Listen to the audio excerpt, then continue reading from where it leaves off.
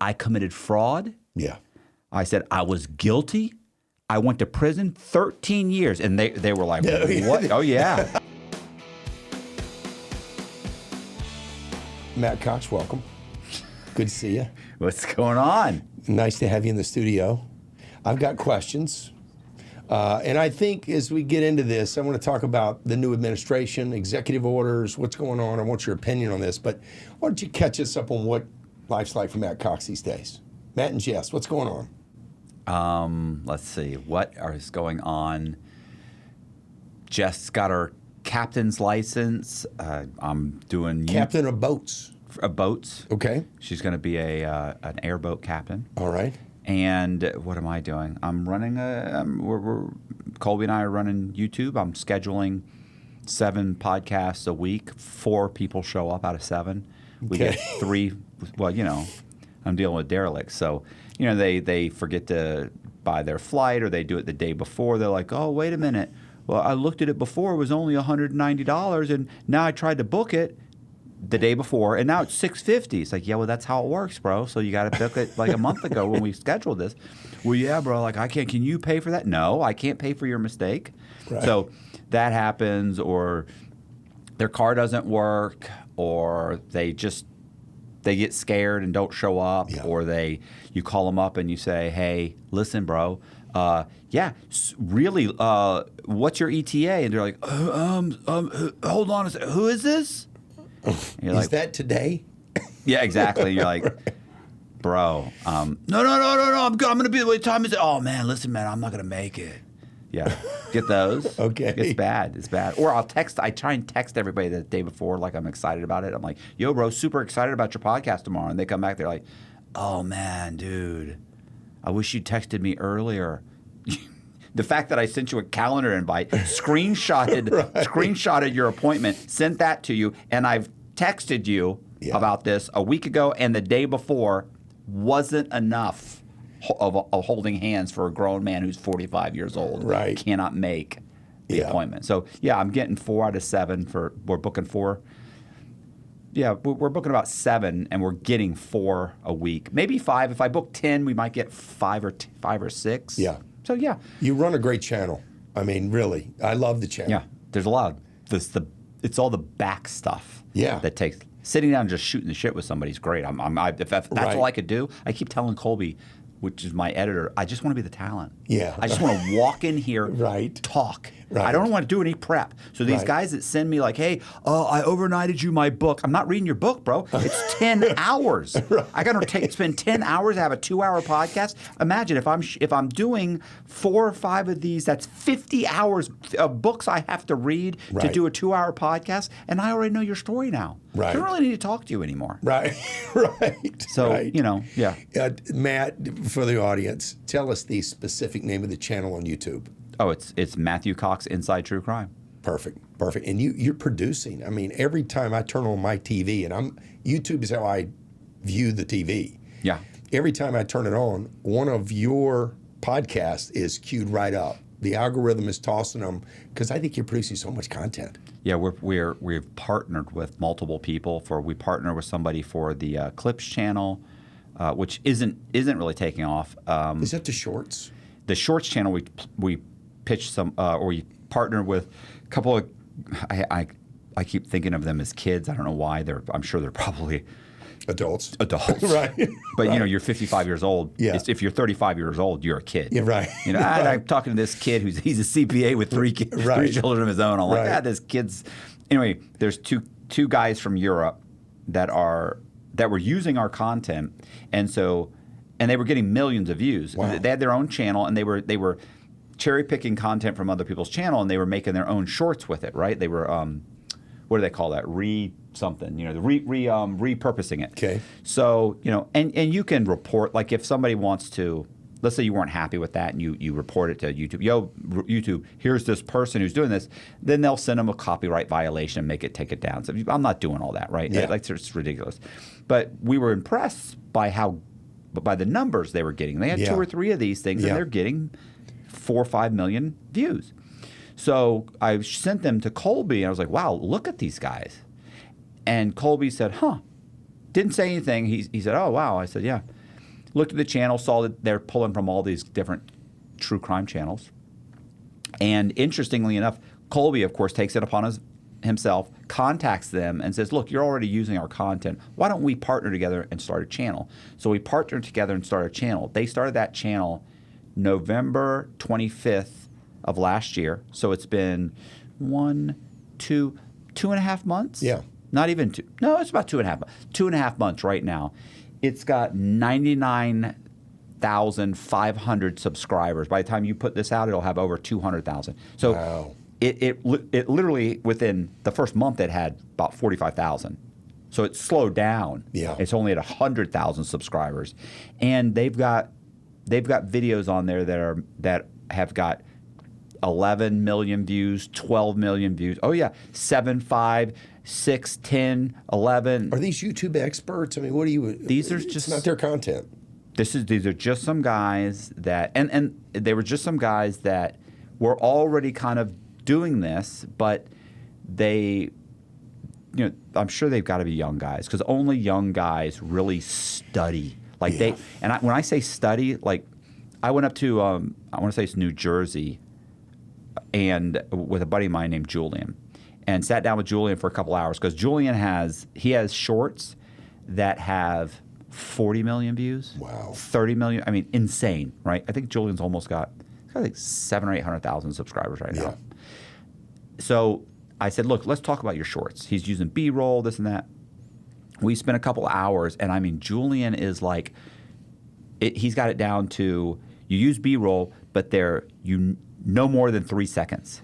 No more. He has all these little tiny things. Zoom in constantly. You constantly want their eyes to be moving on the thing. You constantly zooming in on this, on that, and he goes through the whole thing. Wow. You use trendy music. There's never more than a second pause when someone's talking, or half a second pause when they're talking. He has all these little things that he was doing. Yeah. And that's how he does all of his stuff. And these guys have obviously got the same exact. They're plugged in the exact same way as Julian, because they're very similar. The difference is, I remember Julian's like, when you use B-roll, you never use B-roll.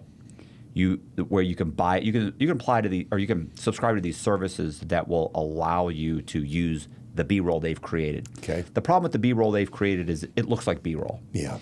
And what he does is he pulls everything off of films.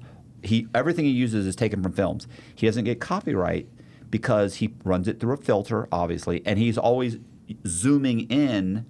So he's altering it. And keep in mind too, he's doing vertical. So you're pulling from a film that's horizontal, so he's only using a small fraction of it, and he's zooming in. It's only 3 seconds here, 2 seconds here, and it's got a filter. So he doesn't have a problem with that. Yeah. These guys are using really raw beef. I don't know where they're getting the B-roll, but it's super raw. Wow. Like it's like home video. Yeah, home video, like Wow. stuff that guys are taking in prison, guys are taking on the street. Like they're using like B-roll that looks like regular people. It's certainly not. It's certainly not professional the way Julian. It's like they've got the same strategy, but they're coming at it from different ends. Yeah. But either way, they're getting views. I mean, 100,000 subscribers in 2.5 months. And it's not their content. No, They're literally repurposing somebody else's content. right. Wow. But they're smart too, because they mentioned they wanted to be put in touch with someone else, another true crime guy. Yeah. And we went to them and we said, and we were like, okay, absolutely, send them the information. Obviously, I want to see everybody succeed. Sent them the information to get in touch with the guy, because they're going to pitch, hey, they're using us as a, like, hey, here's the what do you call it when it's a pilot program? They're using us as their pilot program, and they're saying, hey, they're going to go to somebody else and offer the same deal. Okay, great. And so then we thought, hey, you know what? By the way, I have somebody else who's got a big channel, so almost 1 million subscribers. What about this guy? And they came back and they went, no, they have different content. It's not the same. We don't believe that we've got that down yet. We can look into it. We can do some research on it. We're going to have to do a couple of test videos to see if we feel comfortable with that type of content. And we're already training somebody else specifically on how we're doing things so that we can have an additional person employed to help us with the volume of yours and a second channel that's similar to yours. I mean, what? Wow. Who Granular right. thinking. They're not thinking, hey, we've got another big guy that can pull in some views and we can make some money. They're thinking, no. They're building like a brand. Yeah. You know what I'm saying? Like they have a track prescription record. for how this works. Right. And they're building a track record. Yeah. They don't want to screw it up by going with somebody else that they don't feel they understand their viewers. Yeah. And right. So so that's one of the things we partnered with them. We're thrilled about that. We're trying to get our Clips channel at that same level. My channel's got 550,000 at the rate it's going. And by the way, last time you were here, you had 400,000. Did I? So that's 150,000 more. Nice. Since you were here. You were just here a few months ago. Nice. Yeah. I would love that. It's slowed down considerably because of Trump. Yeah. Trump really screwed me. Is that right? Absolutely, he did. With an executive order? I mean, It wasn't one of the executive orders. The way he screws me personally is that during the election, everybody's watching politics. True. So, and everybody, even me, like I watch World War II documentaries. I've watched some of the same World War II documentaries 5 and 6 times. Yeah. And nothing changed. Yeah. So they still won. Right. Yeah. I've watched 4 different documentaries on Dahmer. I watch a ton of stuff. Every 48 hours episode you could I watch all these true crime docs. Yeah. So not so much the podcast, but I watch the docs all the time. Even me for 2 months straight, nothing but politics. Yeah. And I don't even like watching politics because it gives me anxiety. Yeah. Right. So that happened, and then Trump, of course, wins. So you think it turned people away from your content? But I think that if you were watching 4 hours of true crime a day, now you're watching 20 or 30 minutes, and you're spending most of that 4 hours that you have a day while you're at work to put something in. It's you're switching to politics. Maybe Fox News or MSNBC, whatever you're Correct. looking at. You want to know what's happening. What's the next? Hey, these people are running for president. Let's see. So that's what's happening. After that, it was like. I remember thinking okay, that's over. And, had I was Kamala. Kamala. I always want to say, okay, so Kamala. So had Kamala won, I think people would have gone right back because they would have said, hey, it's the status quo. Yes. Nothing's going to change. No. Right. So she doesn't win. Trump wins. And all people want to see is now it's the talking heads saying, what's he going to do? Yeah. So now it's chaos. Right. Then, and I always love this one. It's the end of democracy. Because last time he was president, it ended democracy. It ended. Yeah. And thank God somebody revived it. He's going to start World War II because last time he started. But whatever. Okay, you guys have to scream and holler. That's fine. This is also what killed me too. All the way up till he won, one of the talking points was that that democracy is over. Yeah. We won't be able to vote. He will be a king.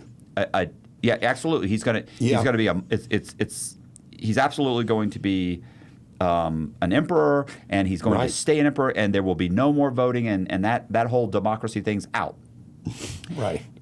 And they said, it is the biggest. This is the biggest election. Biggest danger to our democracy ever. It'll be over if he wins. Yeah. And then he wins, and the next day they're saying, well, how do we regroup so we win next time? How are you going to win next time? You just said that there would be no more elections. Right. We've got an emperor now. Right. So you didn't you never believed that. If you were lying the whole time just to try and get votes. So let's put that aside. So here's what comical is. So then for the next month and a half, was it a month and a half? November 5th. He went November 5th. Yeah, no, it was November 5th. So then it went. He got in on what? January 20th. January 20th. January 20th. So okay, so that's not that. So it's like 2.5 months, whatever, 3 months. So 2.5 months. No, it's a month. We're No, on November 5th, they voted. Yeah, since then. So Yeah. it's in January 20th. Yeah, he's not able to take any action until January 20th. Yeah. Okay. So he's first of all he's saying he's stirring up crap right away, which is killing me. From November 5th to January 20th, he's busy. Couldn't have kicked back and said nothing for my sake. Yeah. No. He's stirring up the pot the whole time, and I'm like, this guy every day he's saying something else. Right. We're freeing hostages. We're taking over the Panama Canal. Right. And he's not in charge yet. He's renaming stuff. Yeah, he's renaming the map. Right. Yeah, he's busy with the maps. So, right. So then, of course, what happens is he gets in, right? The 20th, it's inauguration day. He gets in. Yeah. The two worst days we've had on YouTube were the day of election. Interesting. And the election day and then inauguration day. Wow. Horrible. Those 2 days horrible was a sizable shift in viewership. Yeah. Wow. Absolutely. So interesting. I wonder if that was true for Joe Rogan and the other guys. No, of course it's not. The same for them. You think on inauguration day, Joe Rogan has the same audience count as he did the day before? I don't know. Well, maybe a slight dip. Tuned out. Maybe a slight dip. Yeah. But yeah. He's Joe Rogan. Yeah. So then what happens is I thought, okay, well, he's in. It's going to be okay. Yeah. We're going to get back on track. This motherfucker starts signing shit left and right. He's making news. He's making news 24 hours a day. You can't keep up with it. Yeah, it's insane. You cannot keep up with it. I'm looking for a channel where I can go to just to keep up with it. Listen, I need, and I'd like to say I'm moderate. I lean towards conservative. Yeah. Probably. But I'm for my sake as a creator, I'm missing Biden. Yeah, sure. We never heard from this guy. Never. No. No. You had that curly-haired chick that came out and lied to everybody. The French lady. Yeah. Yeah, right. And I think she was French. And he wandered out of his cage every once in a while, and they rope him back in, right. and then Give that him was some it. cards to read. Right. Yeah. Yeah, I need that. I had not even thought about the impact on YouTube of overall viewership based on him being inside. Because being in the White House does take a lot of attention. Yeah. A lot of attention. I saw somewhere the other day, and you may have seen this too. I'm going to show you my numbers, by the way, after when this ends. I'm going to show you the difference in my numbers. Wow. You're going to go, wow. What? It's insane. It's insane. I never even considered it. That's interesting. These guys should. I'll bet you. Listen, it can't. I know it's not just me because I called Danny Jones. Everybody. I called Danny Jones. Yeah. He has almost 1 million. He today he probably has over 1 million subs. Julian, everybody I've called, they're like, oh no, same thing. Same thing. Well, they're like, we're getting back on track. Like in the last month, they've been getting back on track. Yeah, people like a familiar voice channel. They like that. Yeah. They like coming to see you talk to people. Let's hope so. No, they do. It'll all return. Let's talk about executive orders for a minute. Let's discuss this. And you and I are both probably the same politically. We're both conservative down the middle. We both voted for both sides. So this is not a political conversation as much as it is there's a lot happening. There's a lot happening. Well, I've never seen this much stuff happening. I saw something the other day. There's more executive orders been signed in the man's first 2 weeks than were signed in the entire Obama administration, the entire 8 years. And he loved to sign. He loved to sign. He's busy with the signing. Yeah, and busy with the deporting too, by the way, which is interesting. A lot of deporting going on during the Obama era. Yeah, nobody wants to talk about that. We don't talk about that. Right. Let's go through some of these executive orders. You now live on the Gulf of America. That's where you live. Your home is on the Gulf of America. Listen, when I heard that, I thought that was a joke. It sounds like a joke. Yeah. But Google Maps has altered. No, it hasn't. Yes, it has. They came out with a press release, and Google Maps has said, if the president says this is the Gulf of America, then we're signing. All of our maps are changing in Google Maps. Now, what's interesting, I want to discuss this with you, but what's interesting about changing the Gulf of America, there is some law about deep sea digging for oil. Oil. Yeah, okay. yeah. You know what the law says? It says you cannot do you can't drill for oil in the Gulf of Mexico. Correct. And so the assumption is that if they change the name, then the law doesn't apply. This is not the Gulf of Mexico. It can't be true, though. That's the spirit of the law that'll doesn't be change. ironed out in the courts. But the bottom line in is, the meantime, I don't believe aesthetically he was looking for a change other than the spirit of America. He Is that liked what? Everything. But I believe this was an attempt to get Exxon and Chevron and big boys, Shell, down back into the Gulf. Yeah. And getting to the oil that their rigs have been abandoned for many years. They just want to get them back in there to create some oil independence so we weren't having to ship that stuff in from Canada. Mm-hmm. So that brings us to another executive order.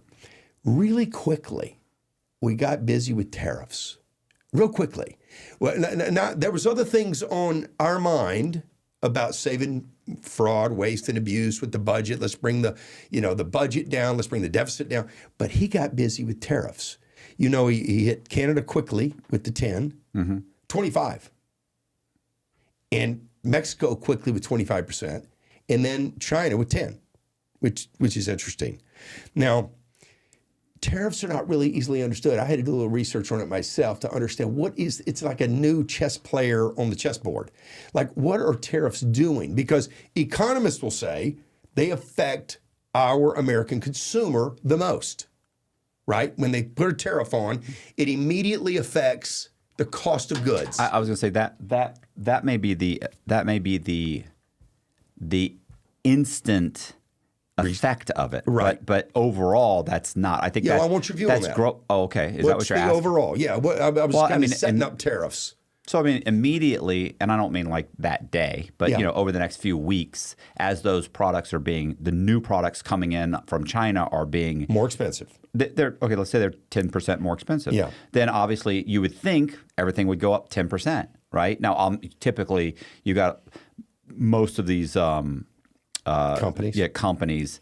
They'll take the opportunity to jack it up even higher, sure, or jack it up 10% and then give you 5 less ounces or something. They're always going to take that opportunity to try and screw you, which really irritates me. That's the kind of stuff they were doing. That's the kind of stuff they've been doing to try and lower prices. Like, oh, we're going to put it up a little bit, but we're going to give you less. Like, right, whatever.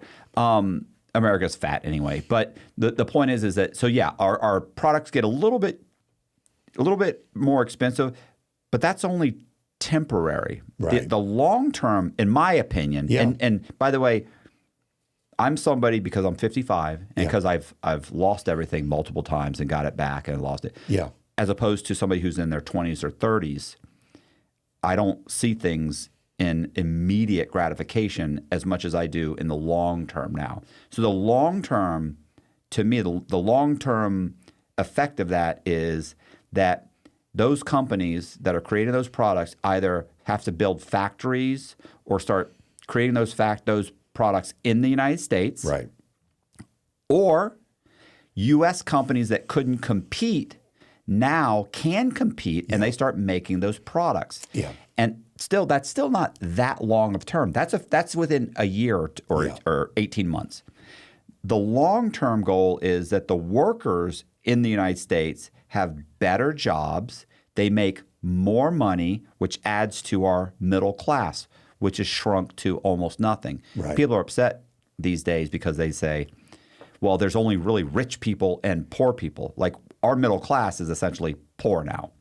So you've got rich people and poor people. And part of the reason for that is that rich people, obviously, they own the stuff, right? Or so they've got some kind of intellectual property. They're getting they've got some way that they're getting a whole bunch of money. Yeah. Okay. Which I have no doubt they've worked for. Usually running companies. Yeah, they've worked for. They've figured it out, and then you've got the people that are working for them. They don't make that much. That's right. As much as they should. But the problem is those jobs that would bridge that gap and make the great American middle class are in China. That's right. And they don't exist anymore. It used to be after World War II, you could get home. And this didn't happen for 2 years. This went on until the mid 70s and 80s. Yeah. Right? So in the late 70s, this kind of stopped or started slowing down. Is that you could go out and get a regular job, yeah, get a house, support a wife who didn't work Yeah. and have a kid, Yeah. maybe two, depending on the job. And that just doesn't even really exist anymore. No, it's impossible. Right. So now both parents have to work. They have to bust their ass. Yeah. They don't have enough time to watch their kids. You know, they can't put them in a private school. They can't have two cars. They can, they can if they both want to work. But if just a husband wants to work and support his wife, like the nuclear family is like it's gone. And people are like, oh well, it's because of the government. It's because of this. It's because all of the things that made our middle class great are now made in other countries, and so it's not there. And the problem is now everybody's upset. Oh, there's going to be tariffs. That's bullshit. My products of everything's going to go up. Like, bro, I'll pay $10 a fucking egg. Yeah. If we can have 70% of this country be middle class. Yeah, the job's what bad. a true middle class is. That's right. But that doesn't happen, and everybody's the country's going to hell in a handbasket, and it's been going that way for the last 50 years. Yeah. It's been gradual, so you don't notice it. Yeah. But that's what's happening. And I think of it in real simple terms. My boys and I used to own a vending machine company. We had a few vending machines. And the key for us that made the vending machines work was location. right, yeah. Okay, where that vending machine is made all the difference. Yeah. On a hotel floor was big. Times Square would be the biggest. Grand Central Station would be an amazing place for a vending machine, right? Yeah. If America is the vending machine, and you've got Mexican Coca-Cola at half the price of a Mountain Dew, a Pepsi, a Coke, a Sunkist, or a Knee-High Grape, but Mexican Cola is in there at 50% less. Right. What's everybody going to buy out of the great American vending machine? Yeah. Mexican Coke. Right. So the president who runs America's vending machine, which is access to this great market, he runs the machine. He decides which products go in the machine. And he said, look, you can have your Mexican Coke here, but it's going to be the same price as the other sodas. Right. And then Americans get to decide, do I really like Mexican Coke at the same price as the others? Right. That is what's happening. And these tariffs are basically leveling a playing field that's been unfair for decades. All the jobs your story was so right. All the jobs got shipped away. Because you don't have unions in China. Mm-hmm. You don't have all the things that make something more expensive, all the rules, the labor union, all the things that are required, OSHA, to manufacture products in America. It's more expensive. Mm-hmm. And so companies decided, wait a minute, we can offshore this. We can have this done in Vietnam. We can have it done in Mexico. We can manufacture American cars in Mexico. And they abandoned Detroit. They abandoned Cleveland, you can't go. Cincinnati. You and I couldn't walk through a neighborhood in Detroit right now. No. Nobody can. No. It's the wasteland. It's like a post-apocalyptic city. Detroit used to be the imperial city of the United States, ahead of San Francisco. It was the place the wealthy car makers chose to have their home. Yeah. This is where they wanted to be, Dearborn, Michigan. It was these places. It's a war zone. It's a war zone now. Yeah, because the manufacturing went overseas. So I love the idea that we have executive orders coming in that are charging tariffs. And what's funny is Trump knows that, like you said, there's an immediate cost in the rise of the price of goods because we're used to buying everything Chinese and Vietnamese and Canadian and Mexican. Mm-hmm. We're used to buying it for cheaper. Yeah. Well, if it goes up a little bit, I don't know if you've looked at all at this, but the 1890, I had to go back and do a little research on tariffs. Where did this idea first come from? McKinley was the first guy, president of the United States, to install tariffs in a big way, a sweeping way. He passed a law. He pushed a law through Congress, the Tariff Act of 1890, and I recommend you look this up. But what happened is, and Americans today would love this, he decided that there were some inequities across the globe in trade. Mm-hmm. And he wanted to look at those closely and balance trade and charge tariffs where there was an imbalance, where we send more things to them than they send to us. And when they send them to us, they're so low priced, they're taking out industries. So by applying those tariffs, he was able to receive more revenue into the Treasury. And what he turned around and did is said, all right, no income tax. the entire Americans will not be paying income tax. Yeah. So we won't be worried about your cola being 10 cents more, your eggs being a few cents more, or your, the clothes you're buying from China, from Shein and Temu and all these cheap manufacturers. If you have no income tax, Trump has already said during the campaign, I'm going to form an external revenue service, and that's going to collect all of our tariffs directly into the Treasury.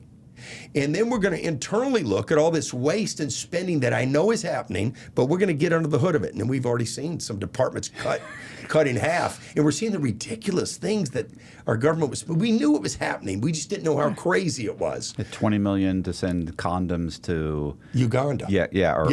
Or Gaza, or right. $2 million to train people on how to do DEI. Yeah, it's insane. Like, well, it's not their money. They're spending our money, right? And there's got to be kickbeks involved. There's got to be so much much money graft. laundering at the highest level. Yeah. We're gonna. All you need to do is set up an LLC in Uganda. So you're saying what? And I was wondering if you were going to know this, because I've actually I saw a couple videos on this, but I thought to myself, like, no, that. I mean, it seems very possible, but I thought that's insane that the United States, like 100 years ago, did not have an income tax. An income tax. We did not. All the money that the United States was generating was from tariffs. Absolutely. Was from other countries that said, hey, you have a population. We want to be able to sell to your population. That's you right. guys have money. We want to sell to you. Let us ship the great vending machine. Right. Let us ship this $1 million to you. And we said, okay, but you got to pay. You have to pay us, $100,000. Pay the government $100,000 to ship it here. Yeah, that seems reasonable. Now you can sell your product. You got a 30% markup, or 40% or 50% markup anyway. That's right. That's right. We're just trying to make it fair. Right. And what I really was disturbed by when I was watching this, because this is a multi-chess move. This is not, we do tariffs today because we're upset with Canada. We do tariffs right now because we're upset with Mexico. No, these are our allies. There's no doubt about that. We consider the United Kingdom an ally too. But if you're being taken advantage, you've had a friend or two, certainly I have, who you find out many years later was a friend only because of what they could get from you. Right. It wasn't really a friendship. It was some type of, for them, it was some type of use relationship. Right. Well, I would say the word ally is loosely thrown around today. We're saying Canada's an ally, a friend of America.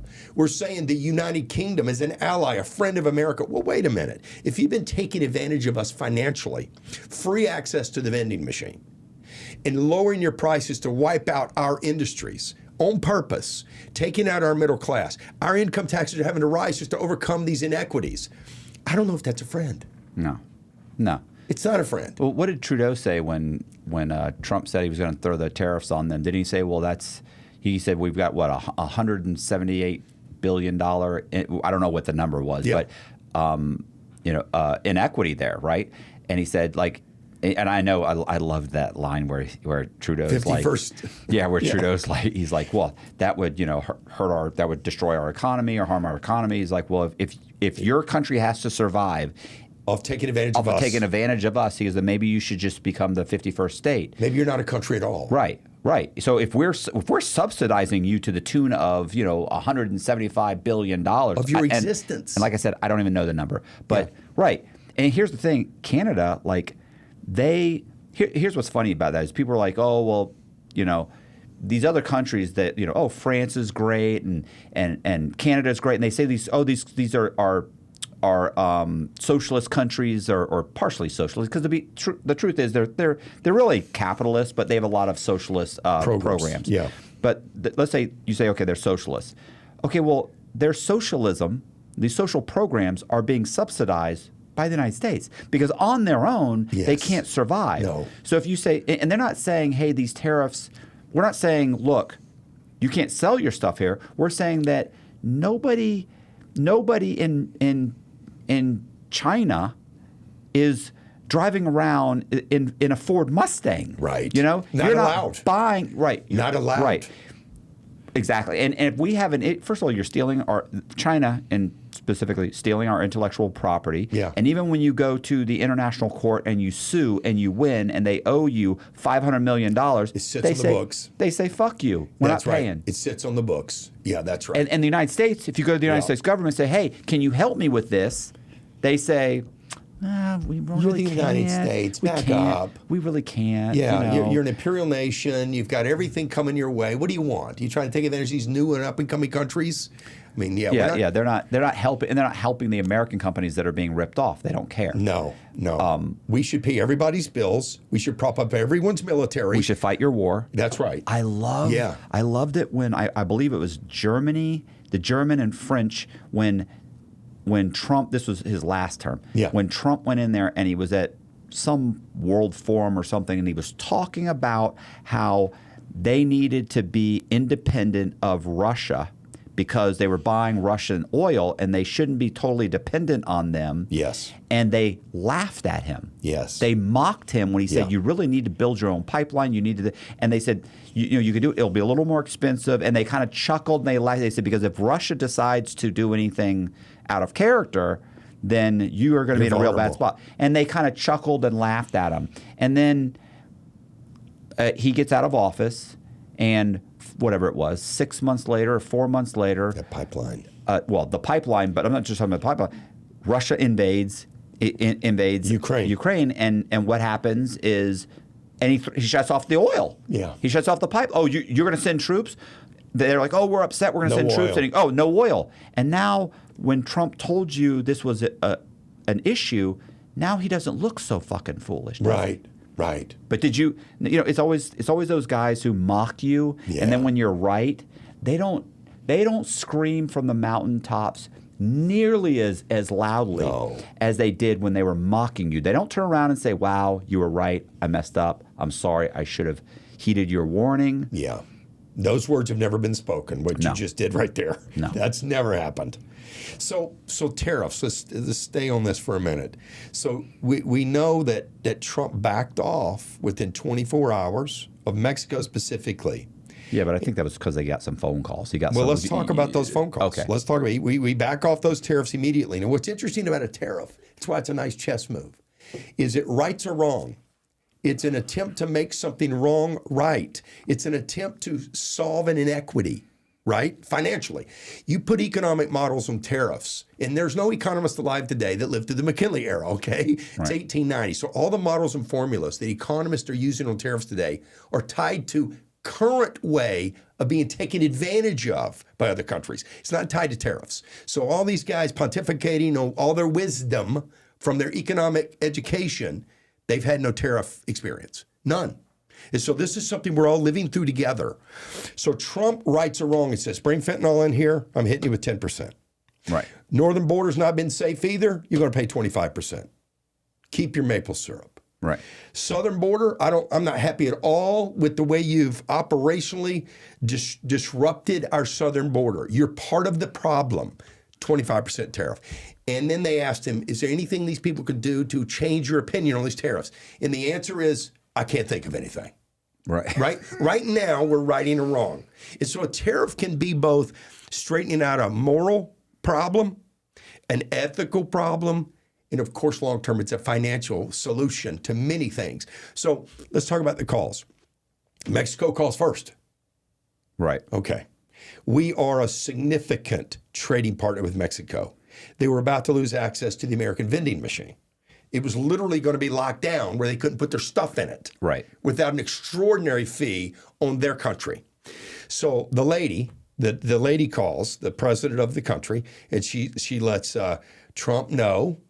And then I'm paraphrasing. Obviously, I'm not on these phone calls. But she says, hey, listen, we'd like to work this out. I need a 30-day extension. hold. Yeah, give me a hold, 30 days, and we can get things organized here on our end so it's not such a blow to America. We don't want that type of relationship with you where you feel taken advantage of. We're going to work on this. And he says, not enough. You should be working. You should have been working on this decades ago. You've known this was an issue, right? When you took office, you knew that you had the advantage on our vending machine, and it's unfair. Well, how about you do something on the southern border? I've got my military deployed down there right now to fix your problem. This is your territory they're coming through. And they're on your territory for days before they get to our border. Right. So I need what I You see these convoys coming. Oh, these unbelievable. Massive amounts of people walking and taking trucks and drop. They've got tent cities over there waiting to get in. Like you know this. It's not like you're like, oh God, we didn't realize those 12 guys were there. Yeah. What's sad about Thousands. this is there is a actual process to come to this great country and become an American citizen. Right. We have the most open door of any country in the world to become a citizen. I can't fill out paperwork to become a German citizen. What I've got to do is to deposit large amounts of money in their banks and they'll send me citizenship paperwork. Yeah. That's what every other country in the world does. Yeah, you can be a citizen. How much money you got? Right. And we can make it fast or we can make it slow based on how much you got. Well, you know, my buddy Boziak's in Thailand right now, right? Like he wants to live there, and he looked into being a citizen. It's almost impossible. You got to put money in the bank. It's virtually impossible. Yeah. You have to dump so much money into their system for them to consider you be. So you basically, if you're ultra wealthy, you can hire a ton of their people at decent wages, and your company's not going to compete with their company. No. We'll consider you after so many years. We'll send you an application. Right. It's like, are you fucking serious? This is Thailand. They don't have a great vending machine. Right. This is not a great place to live. Nobody's fighting to get in Thailand. No. Right. So we are an open country, and there is a process by which you can become a great member of our nation and participate in this great economic idea. But the idea that we lay our fences down and we let you just roll through here, taking advantage of folks who did get in line, like Elon Musk. Right. This man filled out paperwork to become a naturalized citizen of the country. His mother filled out paperwork. His brother filled out paperwork. I mean, there's plenty of the guys that run Google. The guys that are running our tech empires out of Silicon Valley. Most of these people came in on an HB1 visa. Right. We're not citizens. Right. And they worked as an engineer and a programmer, paid some taxes, and said, what do I got to do? I'd like to be permanent here. And now they're running our tech industry because they did it correctly. So Trump says to the Mexican prime minister, hey, listen, send 10,000 troops. They'll be met by our troops on our side. We will be in command, operationally in command, but we're going to let you know how this is going to go. And we want 100% operational control of that border, no exceptions. And by the way, the tariffs are back on in 30 days. So that's where we are with Mexico. So Canada, do you recall that that call came next? Because he's not the best negotiator. This poor Trudeau fellow who's on his way out basically quit because of his meeting at Mar-a-Lago. He faced such shame and felt so poorly about himself. I don't think that's. I think he's run that country into the ground. He has. Trump may have pointed it out to him. I can't imagine he was shocked by it. You're so right. I mean, it's not like this came as a shock. Like, what are you talking about? I'm not doing a good job. If there was a vote right now, you'd be done. You just don't have it. Yeah, that's right. You know, that's right. It's your own. You've just run this country directly into the ground. God knows how much theft there is. Oh yeah. The worst case scenario for Justin Trudeau was that he would have to get himself back involved in decision making at the presidential level. Because Trump said, while he's still in charge, we're putting the 25% on you now too. Fentanyl has come through your borders. You know it, we know it. Your border's basically unmanned. We provide all your military support. You don't have to buy weapons or bullets because we are here to protect you. Right. And so we're not going to be taken advantage of. And so, oh, by the way, we don't need your oil. So don't threaten us with your oil sands that we have to clean and purify to send down here through pipelines because we have enough here. We're now going to take it out ourselves.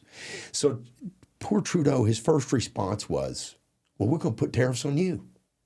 We're going to, okay, wait a second. Oh, no, you're not buying our shit anyway. You don't even have a vending machine. Right. You don't have a vending machine. So, and your maple syrup is really good. But we've kind of figured that out down here too. Yeah. We can get it. Cracker Barrel's got some great maple syrup. And I'm just hoping they're not getting it from Canada.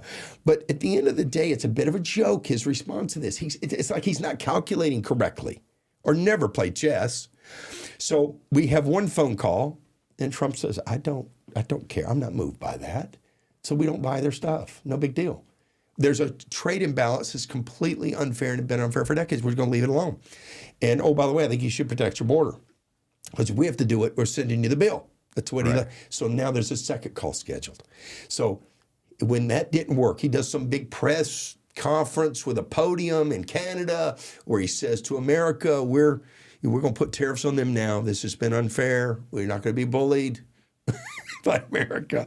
So this poor guy then calls back to the White House. 3 o'clock the same afternoon, he does some big press thing where he's going to put tariffs on America. The smart lady in Mexico didn't say anything like that. No. She said, what should we do?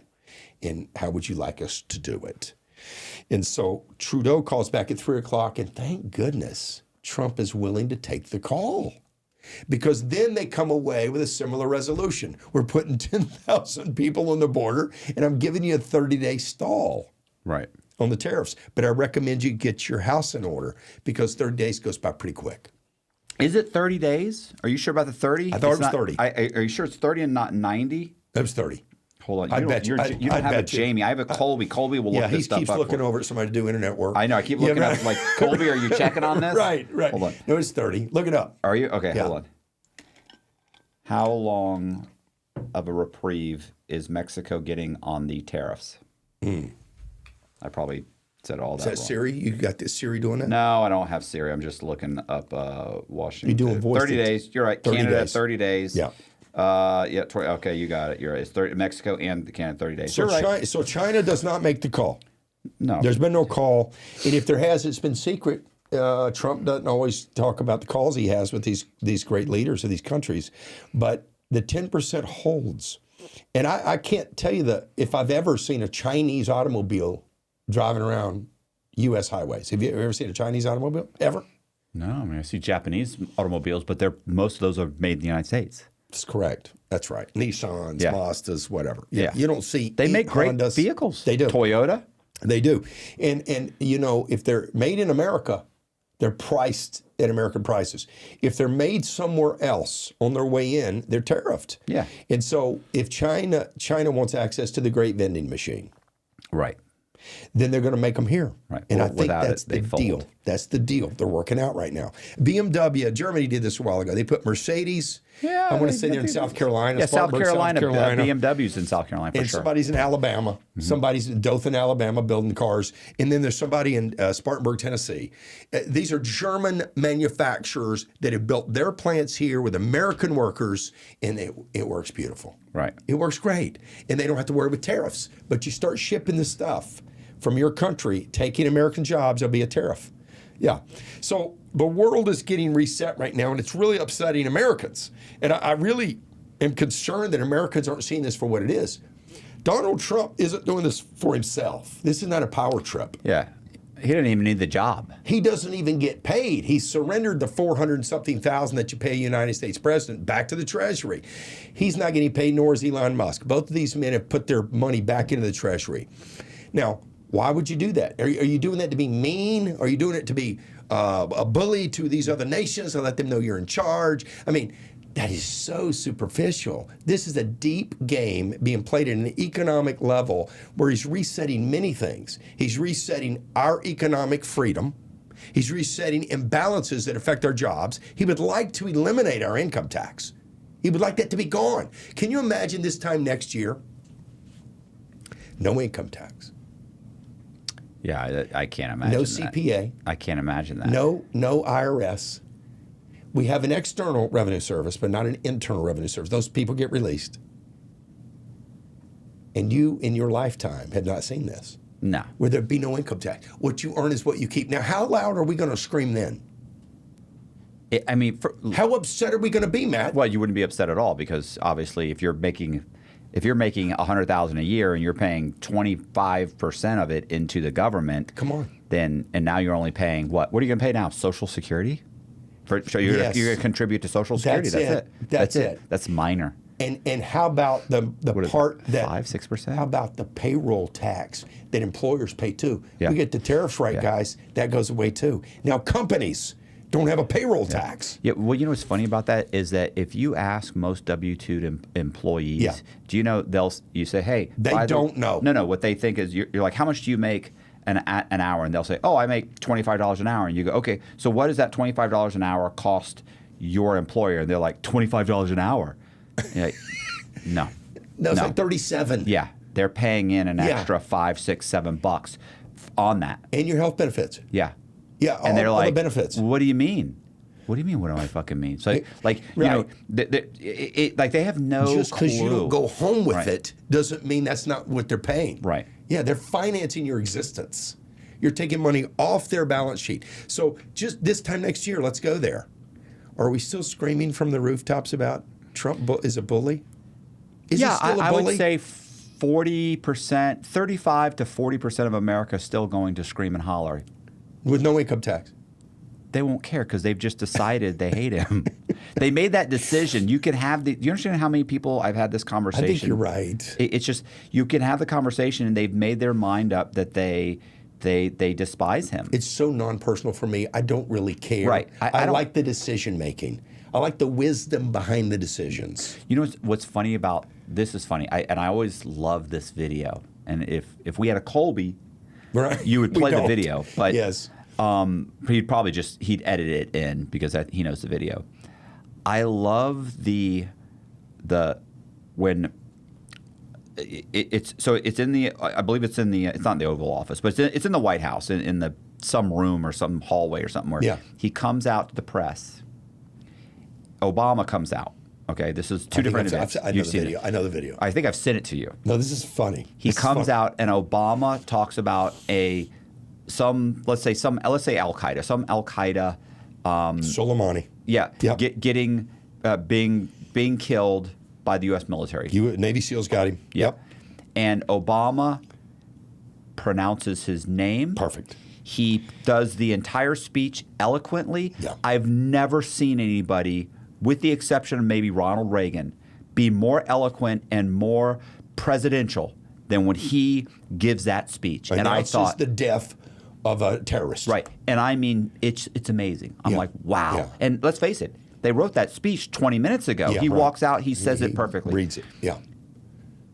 Whatever it is. 8 years later, 12 years later, Trump comes out and talks about the drone strike. Yeah, the drone strike that takes out some guy from Al Qaeda. Top guy. Top Al Qaeda. Yeah. Says his name, which I can't pronounce either, and butchers the name. Terrible. Yeah. Butchers the speech. Yeah. And I mean, goes on for 30 minutes. 30 minutes. And it was possibly one of the worst. Oh, yeah. It was horrible. It was so not. It was like pulling a guy who lays drywall or puts roofs on to give this speech. And I mean, it is. They killed him like a dog. He died like a dog. Like in the street. They coming through the window. I mean, it's just like, oh my God. He cried like a baby. Oh, I could hear him crying. I mean, it's oh no, my God, this is horrible. The problem is, and I used to always say this, and it's still true, is that Trump is absolutely not presidential. No, he doesn't come off like a president. He comes off like a working guy who happened to get himself in this position. Right, and he's not eloquent with a construction hat on. Yeah. Yeah. Oh, he'd be perfect. He could walk around with some plans. Well, that's where he's used to doing it. Right. Yeah. But the thing is that I liked Obama as far as being presidential, but I didn't like all of his policies, and I don't like all of Trump's policies, but I like most of the decisions he's making. Yeah. Like, and I used to bother me during his first term. I was like, God, if this guy would just stick with the script. Yeah. Like, just read the speech. Tweeting. Stop talking. Yeah. Read the script. They've written you a script. You could go down as Ronald Reagan. Yeah. You could be a modern day Ronald Reagan. But that's not who he is. He can't do it. And if he butchers some speeches and he comes off like a jackass and he's arrogant and he's narcissistic and everything is about him and he won't apologize even when he's clearly wrong. Ever. But here's one thing I believe. And I don't know anybody that can tell me that can show me anything different. They say lots of stuff. They just can't ever show Prove you. it. When you ask them, well, tell me where that happened. They can never tell you. Then they just get upset and walk away. Is that here's the thing. I do believe that all of the decisions he's making is in furtherance of the agenda of the United States government. 100%. So does he? Can he come off like a jackass? Yeah, he can come off like a jackass. And he may be one. Right. I don't have a problem with that. Right. But I don't want, and I love that I don't want people walking across the border, getting a check for several $1,000s, getting a cell phone, a check, a debit card, getting hotel room, getting a bus trip to go to some sanctuary city, and kicking back and coming in this country illegally, taking over an apartment complex, right? And doing these things. I don't know how you think that. Anybody thinks that's acceptable. It's not acceptable. And it's not that I don't want these people here. Right. It's not about that. Right. It's not that. I think they can come here. Yeah. And by the way, you can come here with no money. Yeah. There's been a process for a long time. Right. There's a process, here. but which by the way, other countries don't. Like you said, other countries don't do. They do not do. So, the one thing the executive order where he's people that are or children that are born here are not birthright citizenship. Right. I disagree. I think you were born. I understand your family came here and they think of them as anchor babies. Yeah. Right. Yeah. My problem is if your parents are not legally citizens and they come here and they have this child and this child gets a U.S. citizenship, I don't see why you don't give them dual citizenship. And if your parents go back, you can stay here in the foster care system or be adopted, or you can go with your parents. Like, I understand that, that's horrible, that's cruel. I understand it's horrible, it's cruel, but your parents knew what they were doing and they shouldn't be rewarded for coming here to have a child here. Yeah, I think both things are happening. What you said, and the courts have already pushed back on this. This is an executive order called birthright citizenship where you used to be able to come over here, have a baby, and the baby certainly is a U.S. citizen now. That's the law in the books. Right.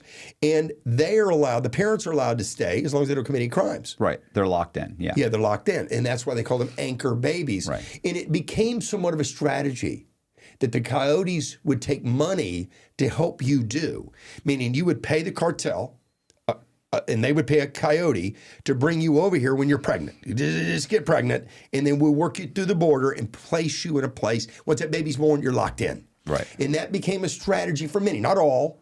Some people are just here and have a baby. Yeah. But many did do this as a strategy, and that offended the right side of the aisle. And they said, look, when we deal with this immigration issue, we got to deal with this too, because this is an abuse of our system. Well, the federal courts just yesterday pushed back and said, we are halting that executive order. Now, I don't know how that gets challenged. Maybe the Attorney General of the United States has got to go into court and deal with this. But ultimately, that executive order is on pause based on the federal courts saying a baby born in the United States is entitled to U.S. citizenship. That is the way the law is. Right. And the federal courts have upheld that in spite of that executive order. So now, if you want to go through the process of changing the Constitution, amending that amendment, that's one thing. Yeah. Which it's extremely difficult to do. Correct. But that you could change that. Yeah. But that's the proper. They're saying that's the proper way to correct they this. may, and that's a 2/3 vote. We don't, there's nobody got that type of control right now in Congress or the Senate. So that may be a pushback that the president doesn't win. Right. And there's going to be other challenges. Right now, the president, another executive orders, he offered all federal workers across CIA, FBI, Department of Transportation, DEA, wherever you work, if you get a check from the federal government, you're offered a resign or retire option. And we will pay you to walk out of the office today, and we'll pay you for the next 8-9 months. Right. And benefits hold, everything holds, your pension holds, everything holds. We're just giving you a long severance because what we're trying to do is pare down this large, out of control government where 6% of federal workers show up for work. 94% do not occupy their pre-COVID offices. They've not come back to work. And so this is round one, by the way. Right. This is round one. Who will quit, and we'll pay them the severance so they can have 2 jobs if they want, whatever. Right. But we pare it down. 40,000 people as of yesterday had turned in please, we'll resign immediately. Yeah. That's not enough. So round 2 is going to be if you haven't come to the office. That's where we're going now. Yeah. If you haven't come to the office and we told you had to come. Yeah, you're just, what, fired? Yes. I'm thinking fired. No, they'll be terminated. Yeah. And the executive office has the ability to fire executive employees. So they're going to be, that's round 2 here. Federal courts just today, and I think you and I saw it together, saw this today on the news. Federal courts are pushing back on halting, and I don't know if I got to read it, but I think they're halting, not the offer, but halting the deadline by which you could respond. Right. They only had so many Today. days. Today was the day. Yeah. So they had what? What is it? So they had so he gave them 2 weeks to do it, or 2 3 weeks weeks to figure it out. Yeah. Right. And so people weren't making their decision yet, so they extended the 2 weeks. I think that's all the federal court did. I don't think they said you can't do this, you can't offer severance. Yeah. I don't think the federal courts are getting involved in that. I think they're just trying to give people a little longer because a lot of the I got calls. Many of my personal clients work for the federal government, and the calls were, "Do you think this is a trap?" This is the way they were thinking. Do you think this is a trick? Is it possible that I wouldn't get my benefits even though they're offering them to me?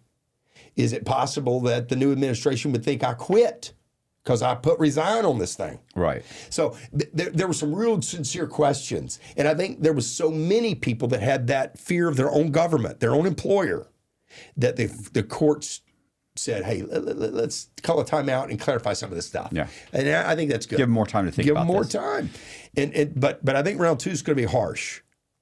Round 2 is going to be, we told you to come to work. Did you know that 90% of the office space we lease, which is billions of dollars a month in leases, not buildings we own, but we lease. And the first bill that gets paid, of course, by the U.S. Treasury is all these leases. It's just automatic payments, and the buildings are empty. So look, as a business owner, Yeah. leasing makes sense because you can write off the lease, Yes. right? So Yeah. that makes sense. Yeah. But I mean, the federal government's not writing any, they don't write off anything. No, but in the speed of growing an expansive government, they don't want to build all these buildings. Well, I understand, but so I understand, hey, let's go ahead. We're going to lease this for 5 years, but then we're going to build a permanent structure. Well, if you're a business owner, you would think like this. Right. If you're spending taxpayer dollars, we've got a lease, we just keep paying it. Nobody's got to make a decision. I don't have to take a memo upstairs and say, don't you want to build a building? No, we don't want to build a building. We just want to pay the lease. So this, you can just imagine slip in the mind of a government employee. Like I'm against the government making decisions primarily on profit. Yeah. But I'm equally as against the government making stupid decisions. How about on deficits? Right. Yeah, exactly. Like, I mean, are you okay with them eliminating a deficit? And when was the last time that the federal government? Bill Clinton. Okay, Bill Clinton. Bill Clinton squared the budget. Right. We were square. He did it. Right. This was a great Democratic leader who was also fiscally very conservative. And he wouldn't let stuff go out like that. There are career employees right now in Treasury that will tell you under oath, this is what they've been telling Elon Musk's team.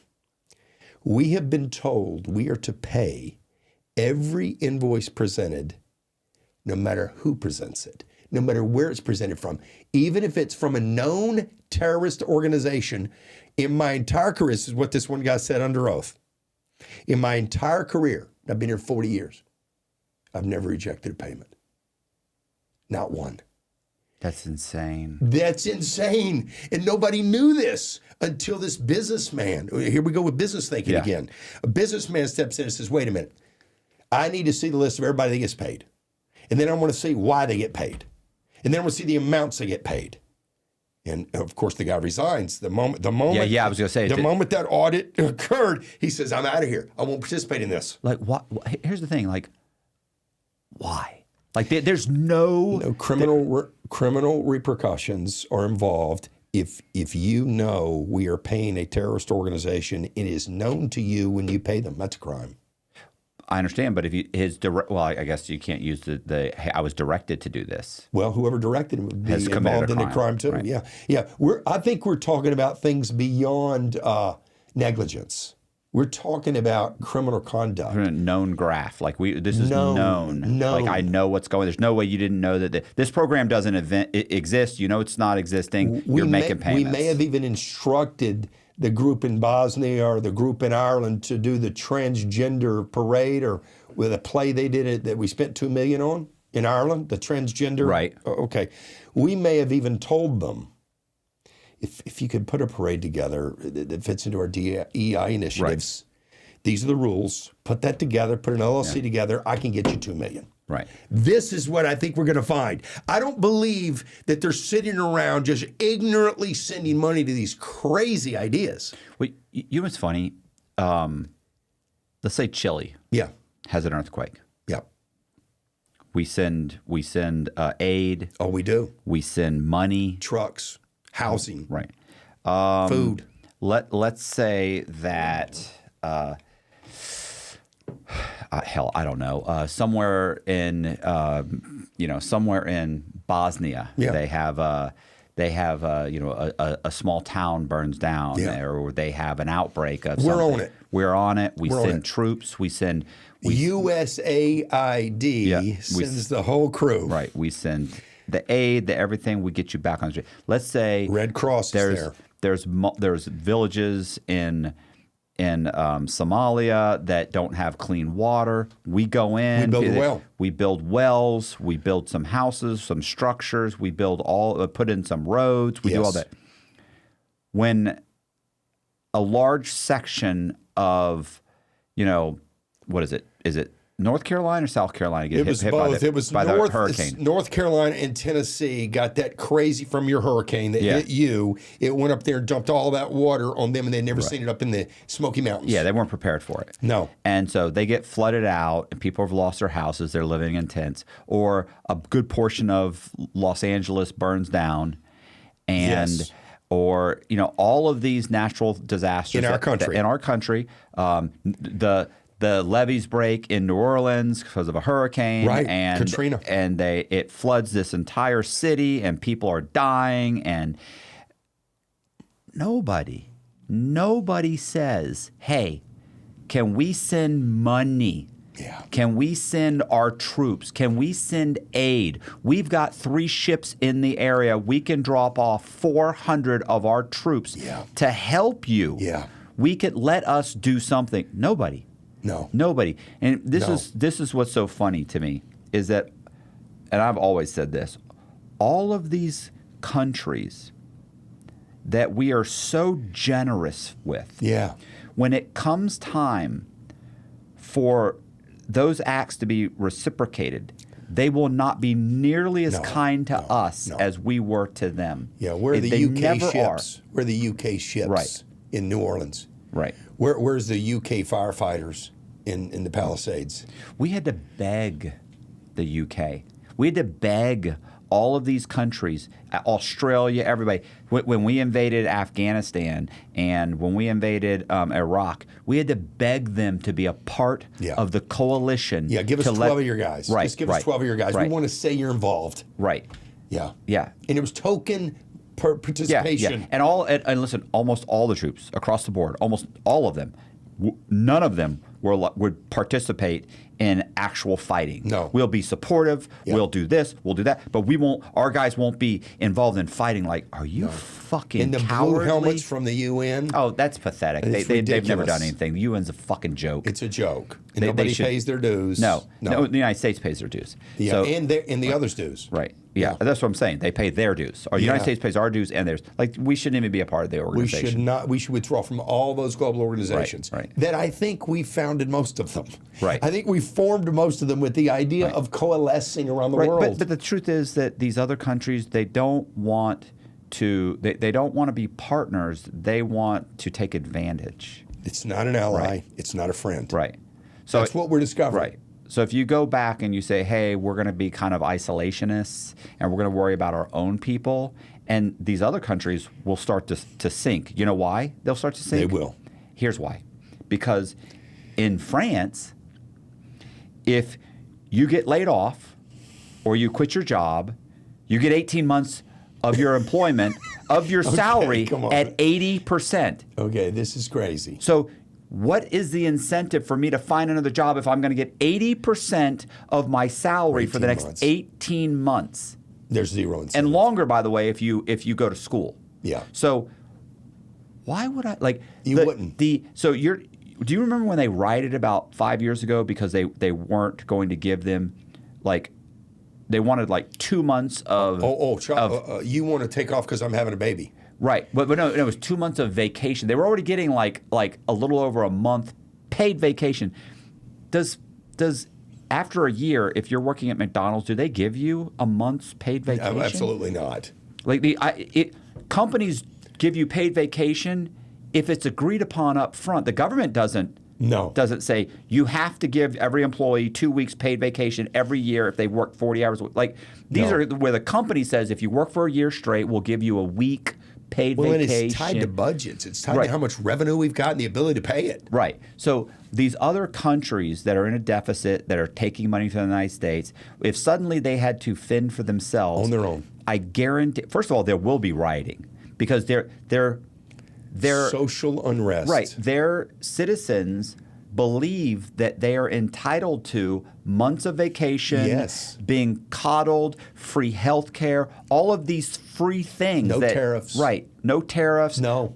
They believe that. And then the moment that the spigot gets shut off, there will be rioting in the street. We've conditioned them to be entitled. And then when the citizens take over, the first thing they'll do is they'll go to all the aristocracy. They will go to their established filthy rich people that are running this country. They'll go to them. They'll strip them of everything they have. It'll be the French Revolution. They'll behead everyone. Then the starvation will come because then they'll have to run these things on their own. And they can't. They can't. Then after about 5 or 6 years of starvation, groveling, then when their expectations of life have been lowered to what's reasonable, they'll start working 50-hour work weeks for reasonable pay, and it'll start over again. Be grateful to have it, and they'll realize we had 50 years of being coddled, and we now think we're entitled to all these things that we're not entitled to. We can't pay for them ourselves. I literally have a friend, and not that he'll watch this, but I won't mention his name, who what kills me about this guy, and this is one of these guys that and I'll tell you off camera, if I told you how far I've been over this, and this isn't the other guy we talked about earlier. This is another guy. Okay. If I told you how I've bent over for this guy over and over and over again. Okay. And it's been, I even told him one time, something happened, and I'll just tell you. I know this guy, right? You know him. You just won't believe. If I told you about it, you'd go, oh my God. Like, first of all, doesn't listen to any of my advice at all. And it listened to me for a few months, started going well, and then changed his mind. Started doing his own thing, didn't go well. Tried to do something else, didn't go well. And every time, by the way, I'm the first one to say, hey, look, if you need a new set, I'll buy this, I'll buy the wood, we'll put it together, I'll do this, I'll help you here. Hey, if you needed this, hey, you can use my lights. Hey, if you need this, I'll give you this. Like constantly, it's $100 here, it's $200 here, $300 here. And my wife is just like, he's taking advantage of you. And I get it. I don't mind. I don't know about you. I don't mind being taken advantage of sometimes. Like sometimes people need it. Yeah, they need it. And I see it for what it is. And there have been so many times in my past when I needed it and there was nobody there. Sure. And there have been, and equally, there have been times when I got out of prison and there were people there. So and it was absolutely 100% charity 100%. That these people thrust on me. And I didn't even know how to take it.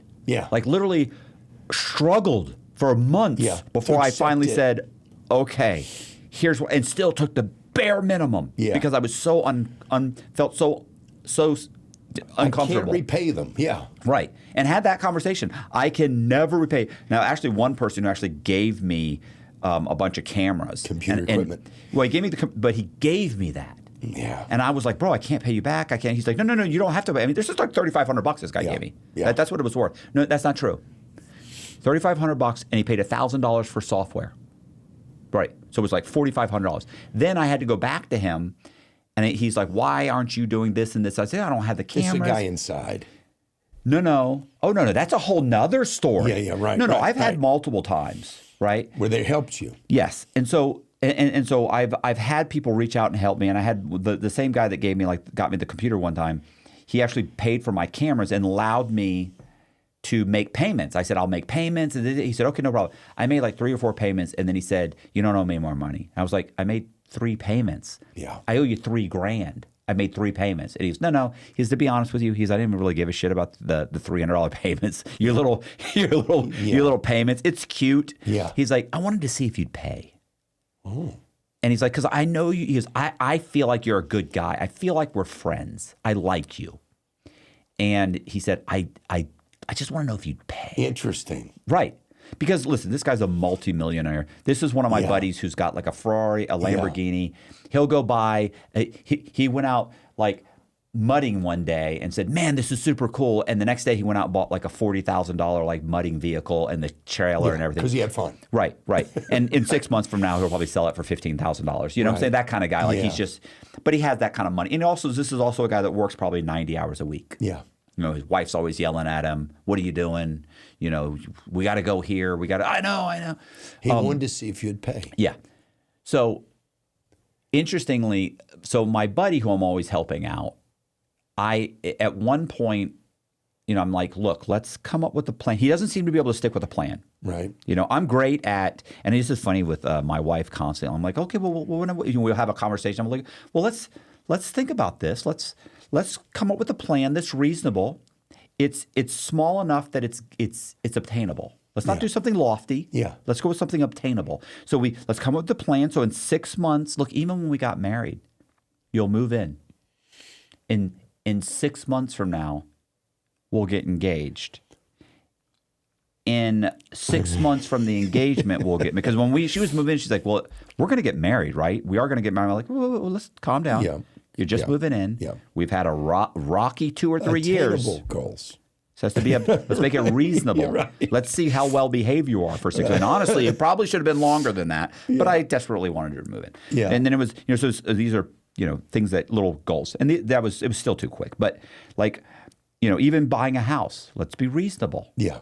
I'm not going to buy a house, spend every dollar I have, and then the first mortgage payment's due, and I have to get a cash advance on my credit cards to make it. No. Right. We need to have 6 months reserves. We need to be able to put down 30%. We need to get something that's reasonable, things that are obtainable, right? Yeah. So, you know, something we can pay off in X amount of years, you know, whatever. So, I'd be living in a double-wide trailer right now if I didn't have to have people come to my place in order to do the podcast. For the show, yeah. Because I could give a crap. Yeah. So I tell my buddy, here's a plan. He's having a hard time. He doesn't know what to do. This isn't going. He's broke, blah, blah. Okay, let's do this. I said, let's do this. I'm going to buy you a car. Because his car's, I know who you're talking about. They're about to take his vehicle. Yeah. Let's buy a car. Here's the payment. Okay, here's the payment. Great. You're going to work. Now, you don't want to work for anybody. I'm telling him, go get a job for Amazon. They're paying $18 an hour. You can, I won't do it. He won't work for anybody. That's beneath me. But I'm putting up with these people's jobs. Okay. I understand. So let's go with this then. What about like, can't do Uber. Doesn't have the bullshit personality for one thing, but 2, felon.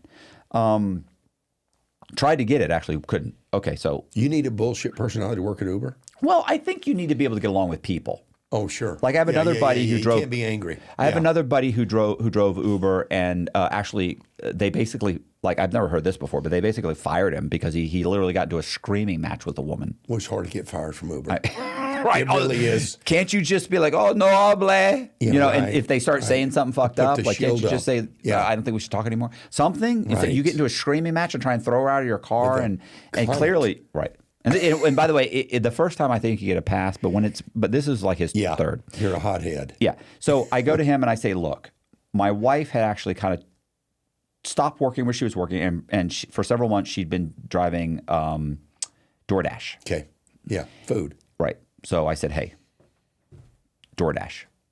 My wife is making 100 bucks to 150 bucks a day. Okay. She's working 40, 50 hours a week. She likes doing it. Doesn't have to deal with anybody except for you go in, you get the order, you come back. Okay. Yeah. Now you have to work so many deliveries every month, and you get like a certain, you get to a certain threshold, and then you become like a super duper dasher. Duper dasher, let's say that. I don't know the name of it. I know. But yeah, it's like a super dasher, and then they give you priority, whatever. Oh. But you have to do, and then you can stay on that. You stay on that, right? Okay. As long as you don't drop below those every month. So Okay. It's a quantity of deliveries. yes. Yeah. So I go out, we buy him the car. I buy him the car. Yeah. 100% financing, right? I have perfect credit. So I get 100% financing, get him in the car. He gets on board. He starts doing it. I said, you have to work 40, 50 hours a week. You'll make this much money. You can save that much money. And if you do that for a year, you'll have, let's say, you'll be able to save $1,000 a month. Let's say you get 12 to 15,000. Stop spending money on anything else. This is all you'll do. And you can live here. You can live here, and you don't have to pay rent. Yeah. You just save money. Yeah. Yeah. It's a plan. Attainable. Right. 40, 50 hours a week. 40, 50 hours a week worked for 2 weeks. Oh, man. And then it dropped to 30. And within 2 months, he was telling me, he'd be like, damn, man, I worked 9 hours today or 10 hours, not knowing, realizing that like you left at 10. It's 3. Yeah. Yeah. My math is not. Your clock works different than mine. Yeah. My math isn't the best. Yeah. But I think that's 5 hours. Yeah. And this would go on, and he'd say, man, I worked 50 hours this week or 40 hours this week. Every once in a while he'd say something like that, and I'd think, well, I mentally am keeping tabs, and you're really working between 25 to 30 hours a week. Yeah. But who's keeping track? So after about 3 months from then, so let's say 5 months in, maybe 6 months in, it becomes, and I've heard this before, that the United States is horrible. It's set up against people like him, people that don't want to work a job, people that don't want to work for 40, 50 hours. America is the problem. It's America. It's always been. This is a guy who is how can I put it? I don't know. What do you call it when someone is? It's a nomad. He's nomadic. Oh yeah, sure. He moves someplace because it's better here. Territorial. And then it's there. It's good there for 2 months, and then it's bad. Yep. And then he moves here for 3 months, and then it's bad. So he goes here. Yeah. Like he's lived 5, 6 places since I've gotten out of prison, since I knew. And anyway, each one of them is bad. they're bad. They're all good bad at eventually. first. Yeah.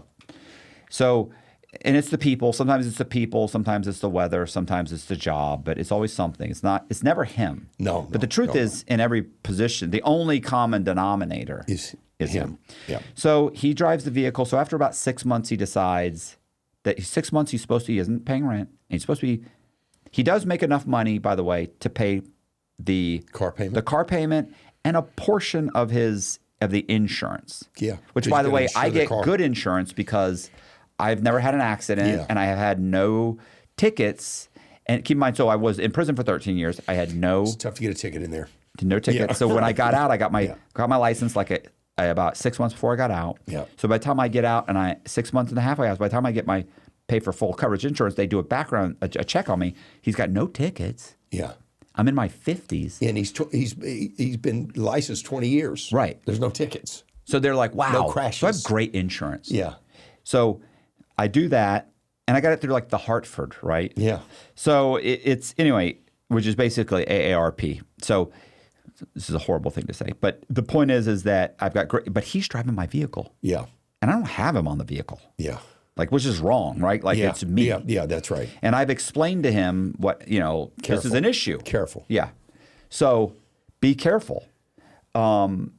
Anyway, driving, and he wrecks the car. Oh, boy. Well, first of all, he drove the car after 6 months, what happens after 6 months, he's making the payments, not quite making the insurance payment, right? Because it's a little bit more than what he was giving me, but it's only $50 or $60 more. It's not a big deal. Yeah. Whatever. I mean, at this point, what do I care? He's also not paying me rent. He's trying to help him. I'm trying to help him.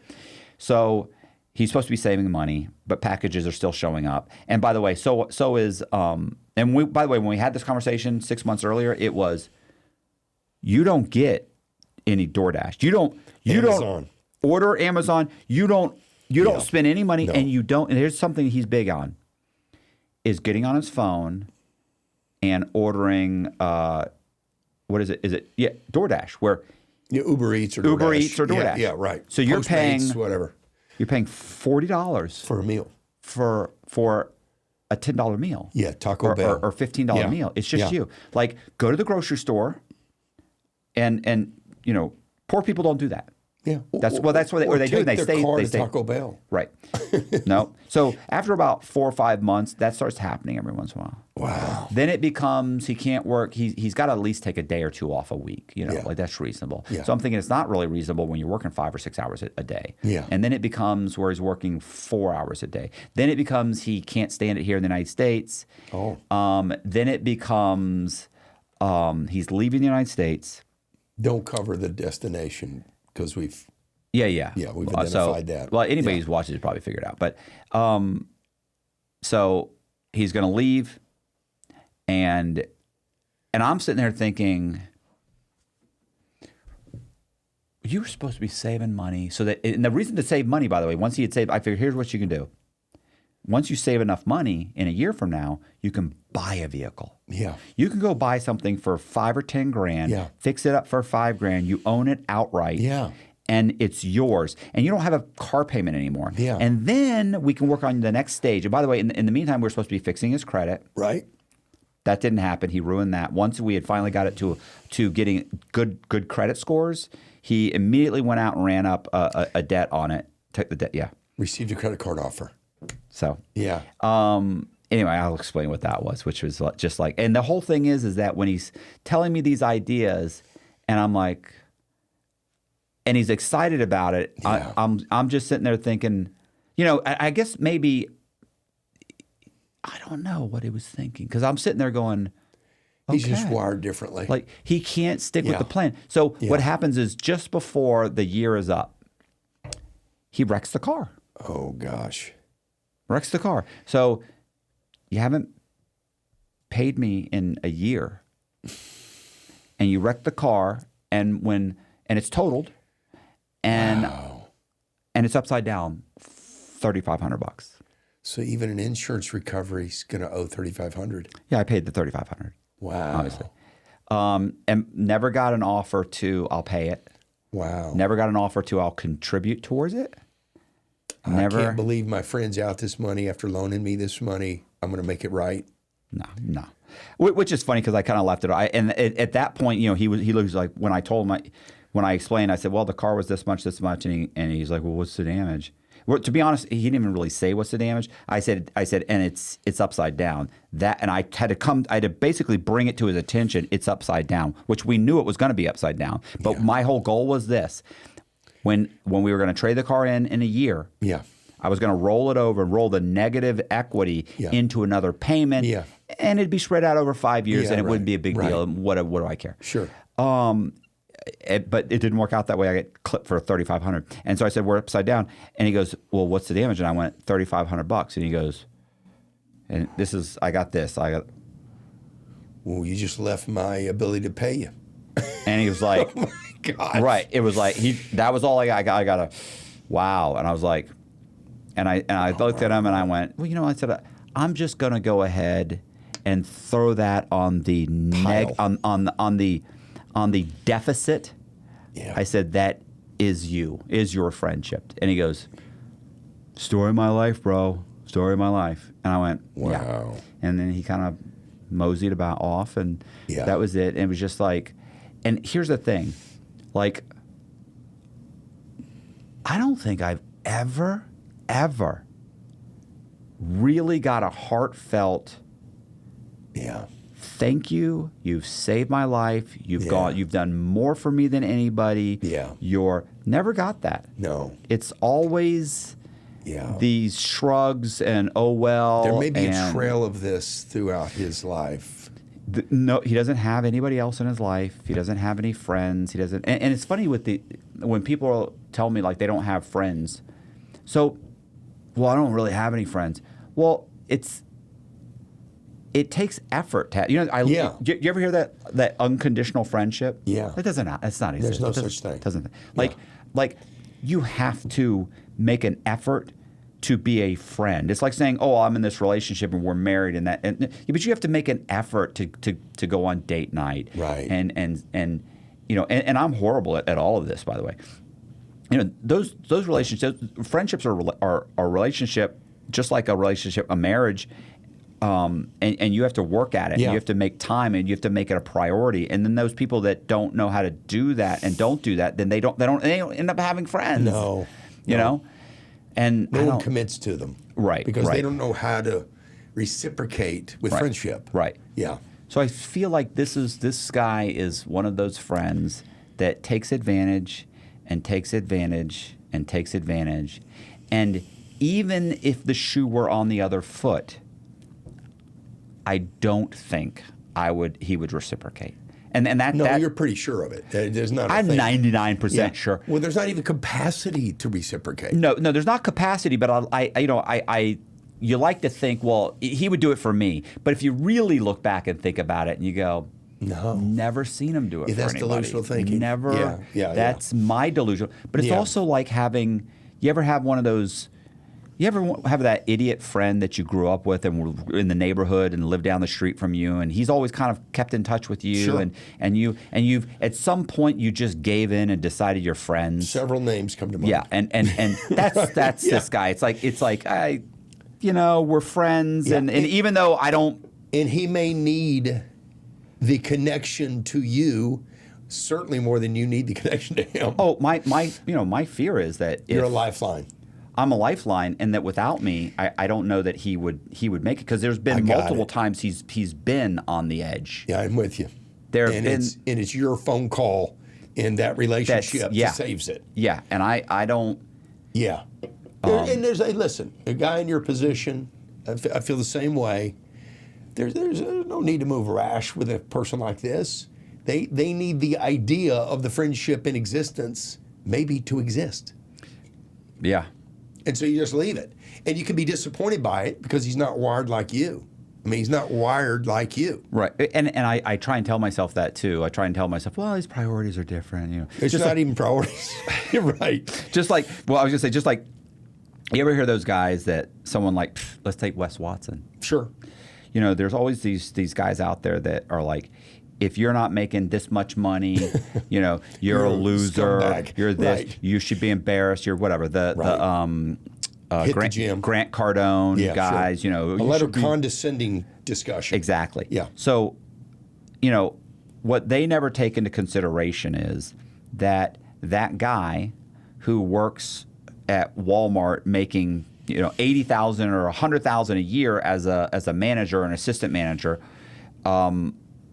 That he's got 2 kids and a wife, and he teaches Little League for his kids. Yeah.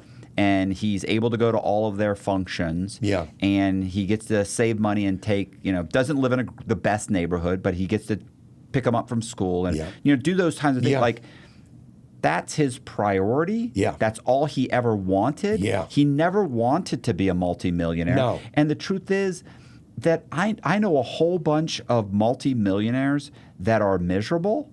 Yeah. And I know a whole bunch of guys that have a middle class existence and are that are happy. almost paycheck to paycheck, that are super happy. Yeah. Now, they can't shut up about their kids. Yeah. Now, I don't have that issue. I'm saying, right. like you hear these guys and you're like I can't, it's like I have no interest in this at all. They want to show you pictures. They want to show you pictures. Right. But the one thing I do know is that they are over the top happy and thrilled with their life and Fulfilled. their wife and their kid in a way that if I had $100 million, I would never be. Yeah. So you just have different priorities. Right. That's why the condescending talk from these so-called coaches is too much. Yeah. It's a narrow existence for a narrow group of people, and it's a bit of a sham. Yeah. I mean, let's face it. It may work for a while, for a few, but it's not a long-term. It's not the way you talk to people, treat people. And who wants to be a friend to anyone like that? Right. I mean, I think you've been incredible to the. I don't know how we got on this. Well, I think I started it with, it was the example of, I was just thinking, how are we bringing this back? Yeah. But the example was that we have been extremely good friends to these other countries. Yeah. And Yes, that we have. they're not, and that even if they were in the position, and they've been in the position many times where we've wanted to invade Iraq, or and we had to go to them and say, hey, we need you to send some troops, and they were like, I don't know. We're not What do you doing mean that. you don't know? Yeah. What do you mean you don't know? Yeah. When you needed us to sell you our F-22 Raptors, we sold them to you. And we financed them for you, Yeah. and we sold them when we shouldn't have, Yeah. and you didn't abide by any of the agreements, Yeah. or when you needed to pay your dues for the UN, we paid those for you, or when you needed help because the Chinese were squeezing you out, we sent our ships, Right. or when all of these things we've done for you, we need you to send 10,000 troops, Right. And then they come back with, well, okay, but they're not going to be in combat, and they're not going to be, Yeah. and they're not wearing our uniform. They're going to wear your uniform. We're not going to put them in our uniform. I don't want people to know we got Iraqi troops in there. Yeah, it's disgusting. No, it's a great analogy, actually. Are they friends? Which we call allies as countries. They're our friends. Right. There's no greater ally than Israel, right? There's no greater ally than the United Kingdom. No greater ally than Canada. Well, wait a minute. Really? How are we measuring what a great ally is? Yeah. We haven't tested these friendships until right now. Yeah. I think they're being tested right now with these executive orders. Do you remember when 9/11, when the buildings hit? Oh, sure. If you go back, there were. This is funny too, because it was basically conservative commentators that were pointing this out. There were newspapers in other parts of the world that came back, and they had commentary that said, well, it's about time that America gets a taste of what we've been going through, or that someone snubs America, or that America gets a taste of what they've been dishing out. Like there were newspapers around the world that were, not tons of them, but there were definitely celebrating enough to say, look, you're not such a, how does that feel? It's like, you thought you were untouchable. Right. Yeah. Like, wow. Where And is these that were coming countries from? that were allies. Right. Allies. These are our allies. Right. So that's the whole thing. To me, if there was a natural disaster, I don't think these people would send any troops or any money or do anything for us. If we truly, truly needed them, when we asked them to build up their forces, will you please build up your forces? Will you please build up what if we go to war with Russia? We may need you. You guys need to build more of these tanks, build more of these. They're like, no, we're not going to do that. Why would they? Why would they? Right. But if we've always covered for them. Right. Now, you guys will come to our aid. We know you will. You always do. You always have. It's like, but we're asking you to help with that. Right. Just in case. Yeah. I think that, Matt, I think you're really distilling what's happening right now. I mean, I believe, and I just would like all of America to get on board with the idea that it's time we square things up. No, they've decided. Americans need to get on board. I'd say 45% of Americans are their priorities are so warped that they don't see the big picture. They don't. Big picture is not available to them. They don't think long term. Yeah. I mean, you understand most people in this country, like they have no savings. They have no retirement. They live paycheck to paycheck. They think they're going to live on Social Security. And they get their news on TikTok. Right. That's where their news comes from. You think you're going to live on, and here's the thing. Here's what kills me. It's always some guy who either refinances his house every 5 or 6 years with another 30 years. Harvesting the equity. Pulling out the equity. Yeah.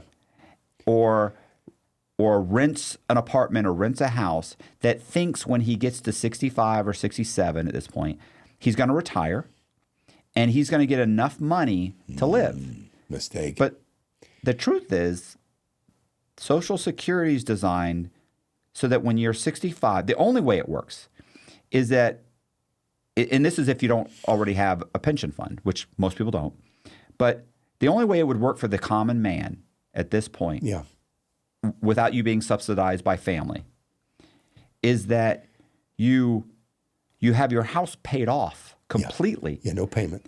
By the time you get to Social Security, and then you get Social Security, and that's really just enough to feed you and maybe pay your electric, and you'll get, Medicare, and, you'll get these other benefits that you can get. But for the most part, you're going to be very, very poor. It's $2,400 to $2,700. Right. That's the check. Right. That's it. Right. That is the food and the utilities. It's not even a car payment. Right.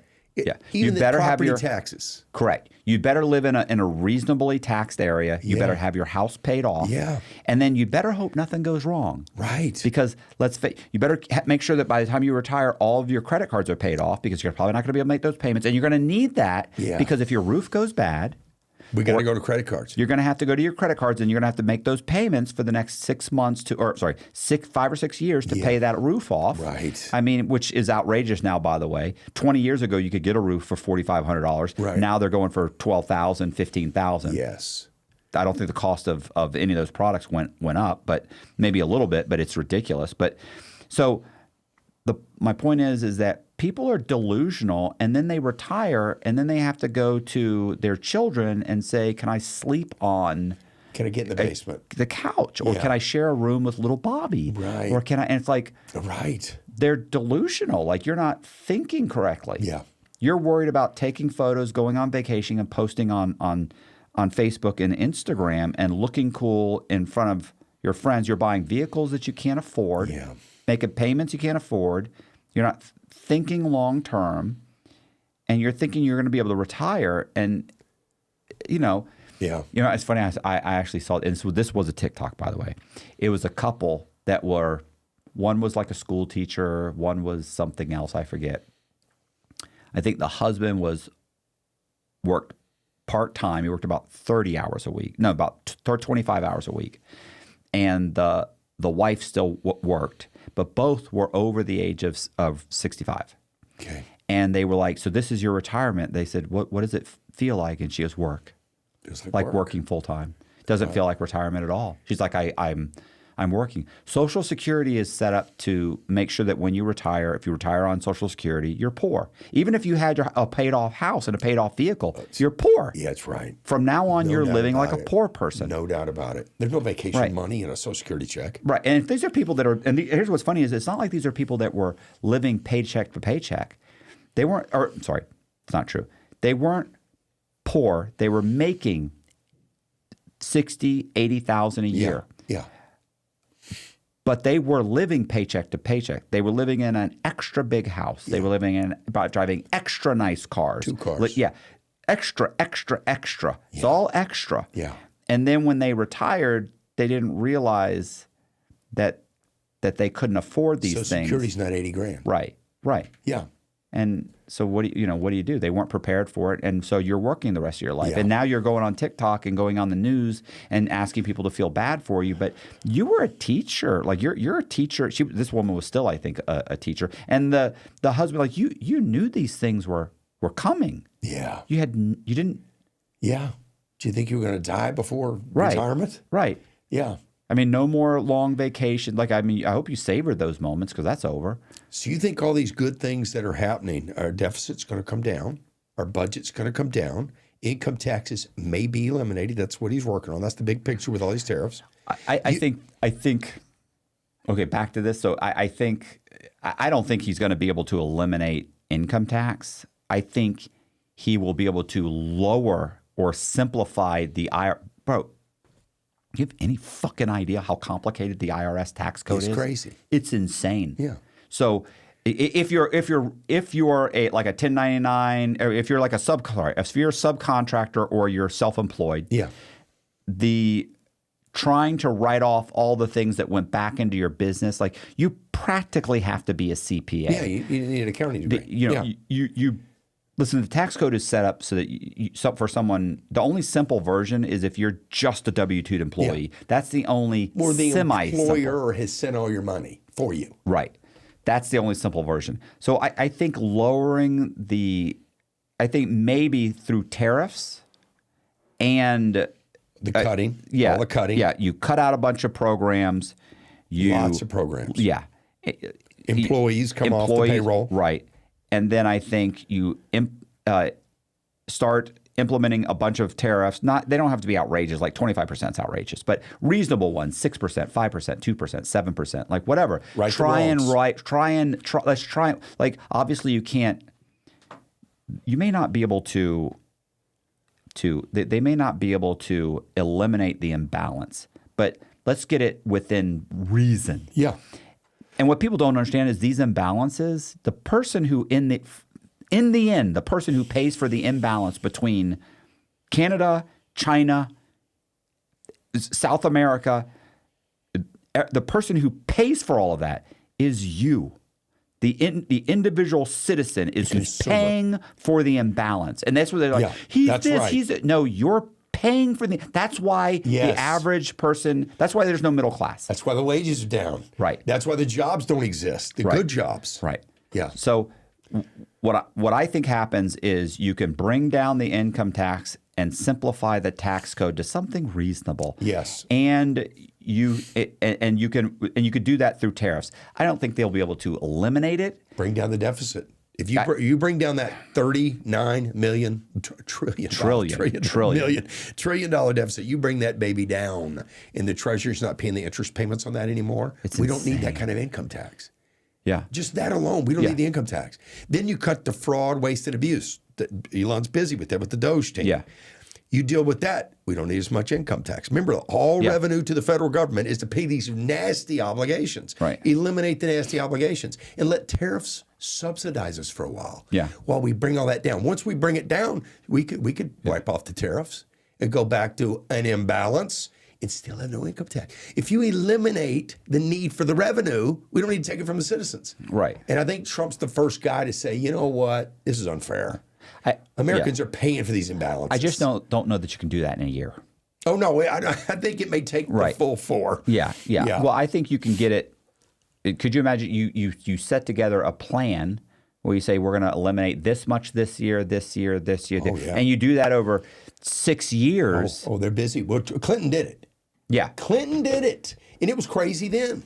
It was $4 or $5 trillion when Clinton took over. The economy was booming, though. But the economy will boom under these conditions as he drops regulations, takes away payroll tax, or at least lowers it, renews the Trump Tax Act. All of these things are good for the GDP of the United States of America. So that's a booming economy. We got AI. We've got all these beautiful things happening to all these companies. I mean, I think the GDP's set up to grow nicely. So if you're eliminating costs, increasing revenue, right? I mean, it's amazing what could happen. And I think we need to quit whining. Yeah. All of us need to quit whining, go to work, be grateful that we've actually got someone tending the store, looking into the cash register and saying, you know, that's not fair. That's not fair. Americans shouldn't pay that. He's not saying Donald Trump and Melania Trump shouldn't pay that. He's saying you shouldn't pay it. Right. And I'd like to this eliminate doesn't it. change anything for him. Nothing. Right. Other than a pain in the neck having to deal with the whiners who don't seem to be able to calculate this is for their good. Well, the problem is that anything Trump says they despise. And that's, and I've had these conversations where it's, it's like, if there's no rational conversation. If he said, air was a good thing, these people would hold their breath. Like, they would. Right. Oxygen. We're really high on oxygen now. Everybody says it's good. They're, you can't, if he said, hey, I'm going to give you $1,000, you'd be like, oh, well, you're only giving that to me because you feel bad because you're a racist. It's like, what are you talking about? How did that come? I'm trying to hand you $1,000. Right. I'm trying to give you $1,000 here. Why? You're only trying to do because you're fucking me over here. It's like, stop, bro. I'm just giving out thousands. That's all. Like, they just don't. It's just they're just upset about it. Yeah.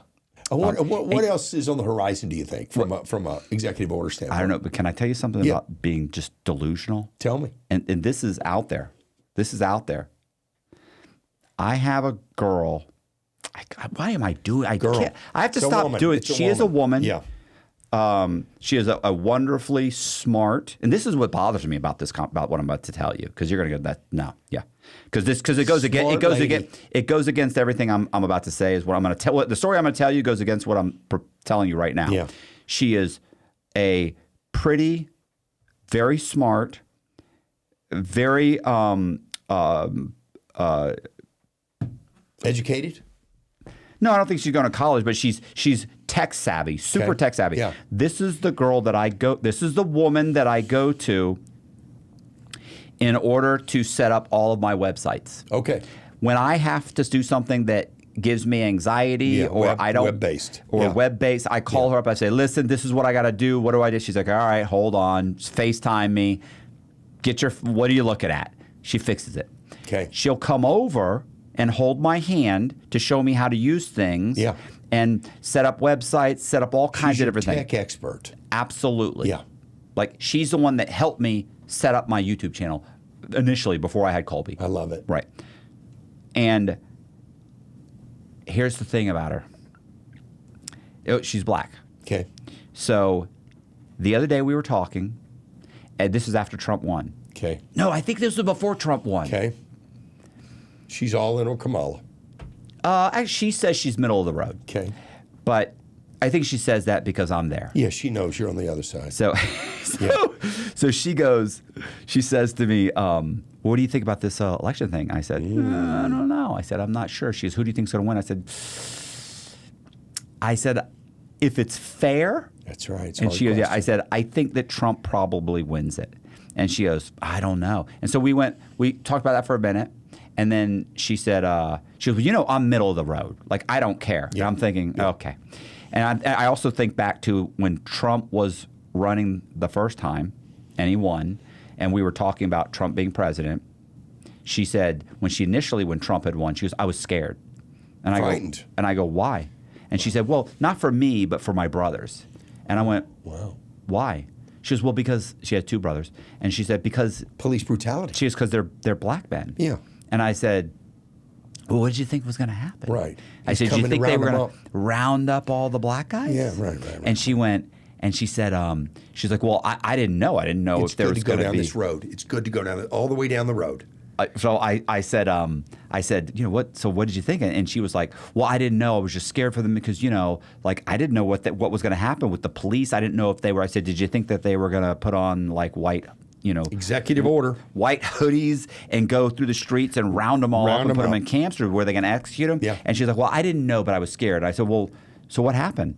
Yeah. And she was like, well, I didn't know, but I was worried. She's like, that's what, and I said, is that what like just people think in general? She's like, yeah, I like me, my family, like my friends, like people, yeah. She's like the black community that I'm a part of. She's like, that's what I believe. And I was like, and I go, but he didn't. And this is, keep in mind, he was still president. Yeah, right. And she's like, well, no, he didn't, but he could have. And I went, well, he couldn't have, but I said, he didn't. And I said, and so we kept talking. So now, of course, he loses the election. Wrong or right, he loses the election. Yeah. He's about to win. And I said, well, and she's telling me she's middle of the road. Yeah. And I went, okay.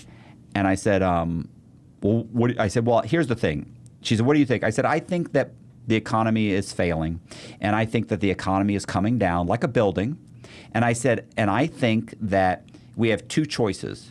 We have Kamala, which just lets it fall over and take out every other building around it, or we have Trump that can slowly bring it down. I said, because in my opinion, it's coming down. Wow. That's how I feel, and only because the prices of houses are outrageous. Like, there's all kinds of, it's issues. There's issues. So you saying he can fix these things, I also don't think along the lines you think of. You see the economy. You see all kinds of other options, like what we talked about, Bitcoin and all these other options that I don't think of. So I'm thinking more real estate based, something, just the way, as bad as the economy is, I feel like it's slowly going to come down.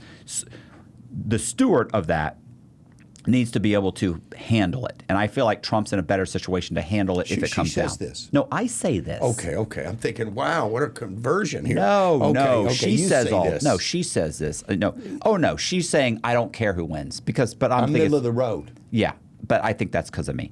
So anyway, while we're there, she says, and I said, I think that Trump is better for as far as taxes are concerned and our paychecks are concerned. I think he's more concerned making decisions for the everyday person, that in the end, I think it's going to be better for the United States. And she goes, well, I mean, for you.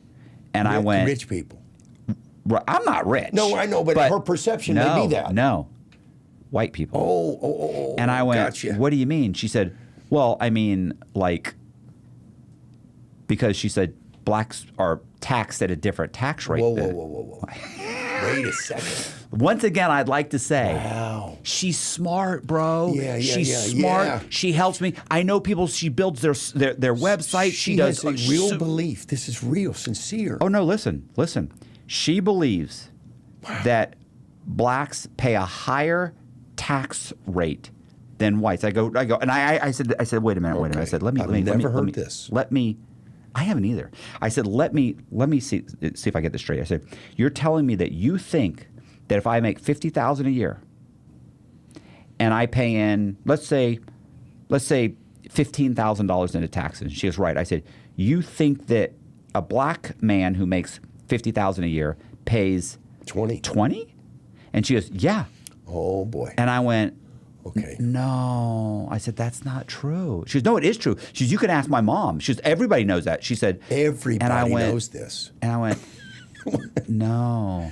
I said, I'm not. She goes, no, my mom, we've talked about it all the time. And we talk about it. And I said, we can resolve that with a search. Right. That's what I said. I said, well, why don't you look that up and find that Internal Revenue Code? Just look it up. She goes, I go, in the tax code. Yeah. And I said, just ask Google, and then she goes, well, no, I can call my mom right now. I said, no. Mom doesn't work at the IRS. We're not calling mom. No, mom, you could be part of the problem here. We're talking.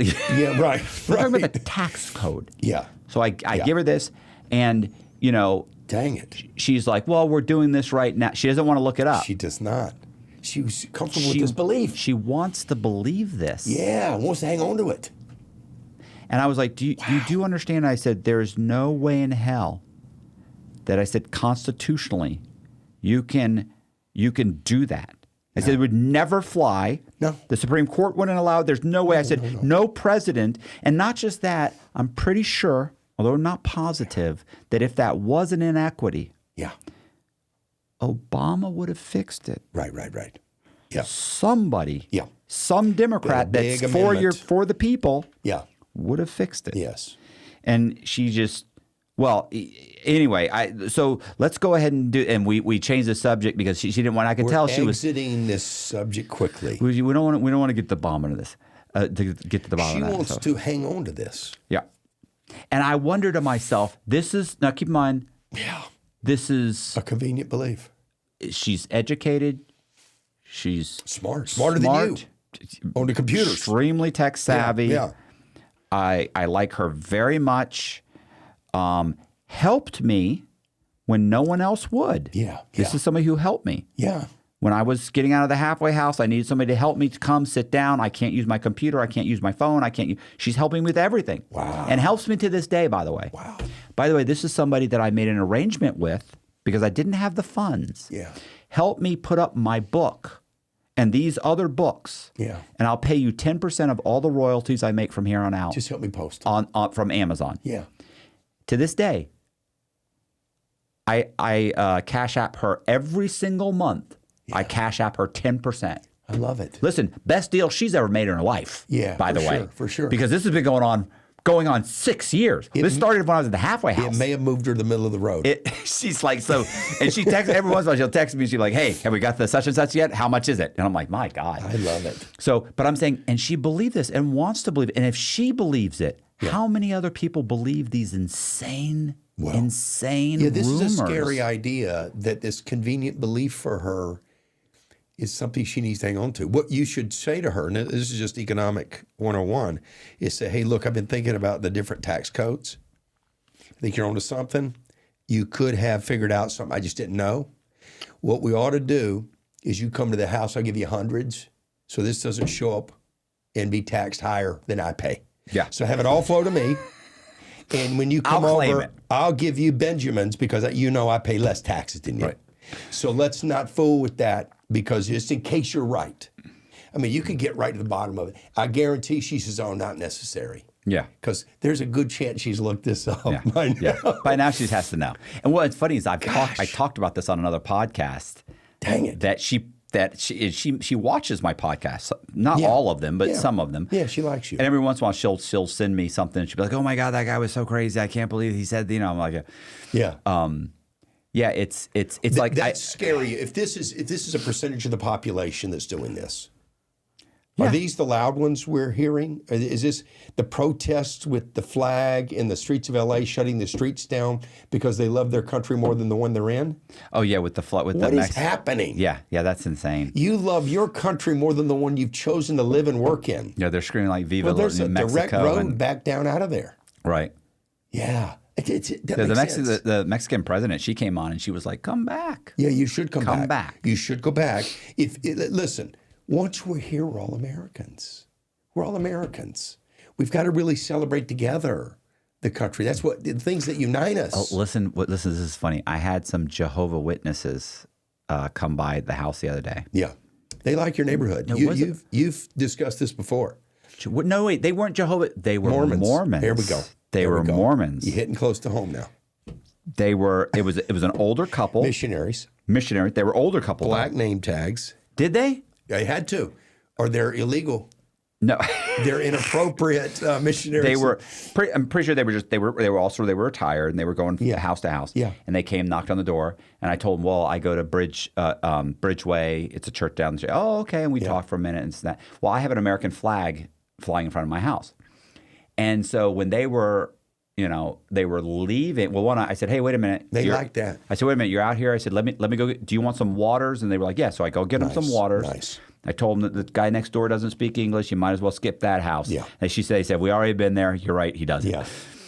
So we had a little 5-minute conversation, blah, blah, blah, back and forth.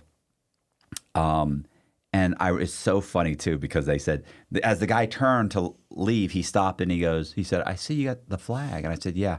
And he said, he goes, "Are you ex-military?" And I said, "No." He said, "Oh, okay." And he kind of looked at the flag and looked at me, and I go, "I'm a patriot." Yeah. And he went, and Don't be confused. Listen, he smiled. This guy's smile was so big. He said, "Well, that's good." He goes, "There's not a lot of patriots left." I said, he goes, "This country's pretty messed up." I said, "No place is perfect." I said, "Still wouldn't be." I said, "I don't know a country I'd rather live in." I said, "I'm going to tell you something right now." I said, "I committed fraud." Yeah. I said, "I was guilty. I went to prison 13 years." And they were like, "What?" Oh, yeah. This is great. And they've got their back to you on the sidewalk outside your home. Yeah. They're looking at me like that. Keep in mind, they thought they came to a house, middle class guy. Yeah. And they're looking at me. I said, 13 years. Yeah. I said, by the way, I said, that I don't think I deserved 13 years. Yeah. I said, but a little strong. I said, but guess what? I said, they're not. I said, people that break the law, I said, you don't get to participate in the decision making of what you get. I said, I got 13 years. I said, that's what they said I had coming. Yeah. I said, that's fine. Yeah. I said, I did the 13 years. I said, my country, it was so good to me. They put me in a halfway house for 7 months, let me get a job and work. They only took 25% of my pay. Then you know what they did for me? They watched me to make sure I acclimated properly for 5 years. Yeah. I said, they did everything they could to trip you up. Right. No, they wanted me the best for me. I don't know another country as in the world that I could have gone from owing $6 million in debt, doing 13 years with no support when I got out, that I would be able to rebuild the life that I have to this day. And I said, and that is because of this country.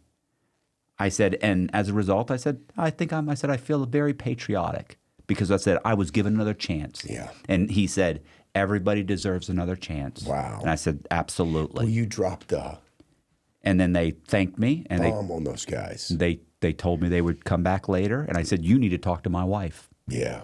And then they left. Did you give them the name of your podcast so they could look it up? Because I'm sure they didn't think about another thing the rest of that day, but you. He did ask me that. Yeah, he did. Yeah, he should. Although his wife did most of the talking, but I did. He said, "What's the name of your podcast?" They would want to know. And I said, "True." And I said, "Inside True Crime." And he was like, Okay. Exactly. I said, I interview. Criminals. I think he said, I interview former criminals. He's, and then they talk about about their redemption stories. I said, that's not really like that. But Right. I said, but I do. I said, but most of them have that. I said, most of them, I said, he said, they get out and do different things. And I said, well, here's the thing about that. I said, everybody's version of success is different. Yeah. I said, if you're a guy who was raised in the projects, and you have your mom's got 4 or 5 brothers and sisters, they're all selling drugs, your father's not in your life. Yeah. You go to a school that has metal detectors in it. You drop out of high school to sell drugs. You end up going to prison for 10 years or 12 years or more. You get out. You sell drugs again. You go back again. You get out when you're 40 years old. You learn a trade. You decide, I can't do this anymore. You learn a trade. You get out. You get a job hanging drywall. Yeah. Making good money. Yeah. Because the trades make good money now. Hell, there are plumbers and electricians that are making as much as doctors. Doctors, the average doctor makes like $185. Yeah. The average one of these guys is making like $130. Yeah. And he didn't have $500,000 in student loans. Yeah. So I said, you get out. I said, that guy gets out, learns a trade, starts making a decent wage, gets married, has a kid, puts money down on a house, and is living the American dream. I said, that is a bigger. Yeah. By the way, that guy has more of a turnaround story than the guy that's a multimillionaire. Yeah. That is educated and is a multimillionaire, goes to prison for 5 or 6 years, gets out and becomes a multimillionaire again. Yeah. Because guess what? He doing it the first time's the hardest. Yeah. That guy never had a shot. No. He had no support. He had nothing but bad influences. He went to prison where there was nothing but shit around him. Yeah. Decided to make a change, busted his ass, and turned his life around. And he doesn't have to be a multimillionaire. No. Because his version of success is different than someone else's. That's right. That is a bigger success story than some middle class kid that had everything going for him. Yeah. No doubt and went to prison and got out like it's expected. Because if it's not nearly as hard for him. Yeah. So I bet they love that. Oh yeah, they loved it. I'm going to see these people again. There's unfortunately, no doubt about it. They're going to keep coming by. You've lured them back. They're going to keep coming by. Well, that's a great story, Matt. Matt, thank you for stopping by. Sure, I'll talk for another 3 hours. I know you will. That's why I'm a talker. I know. Hey, you're a good talker, and I'm glad you're my friend, and I appreciate you stopping in today. I'm glad I come. Yeah. I'm glad I came. Yeah. And and I'm glad you did my podcast and that we became friends, because most of the people that do my podcast I never really see again. Yeah. And I really enjoy spending time with you and hanging out with you.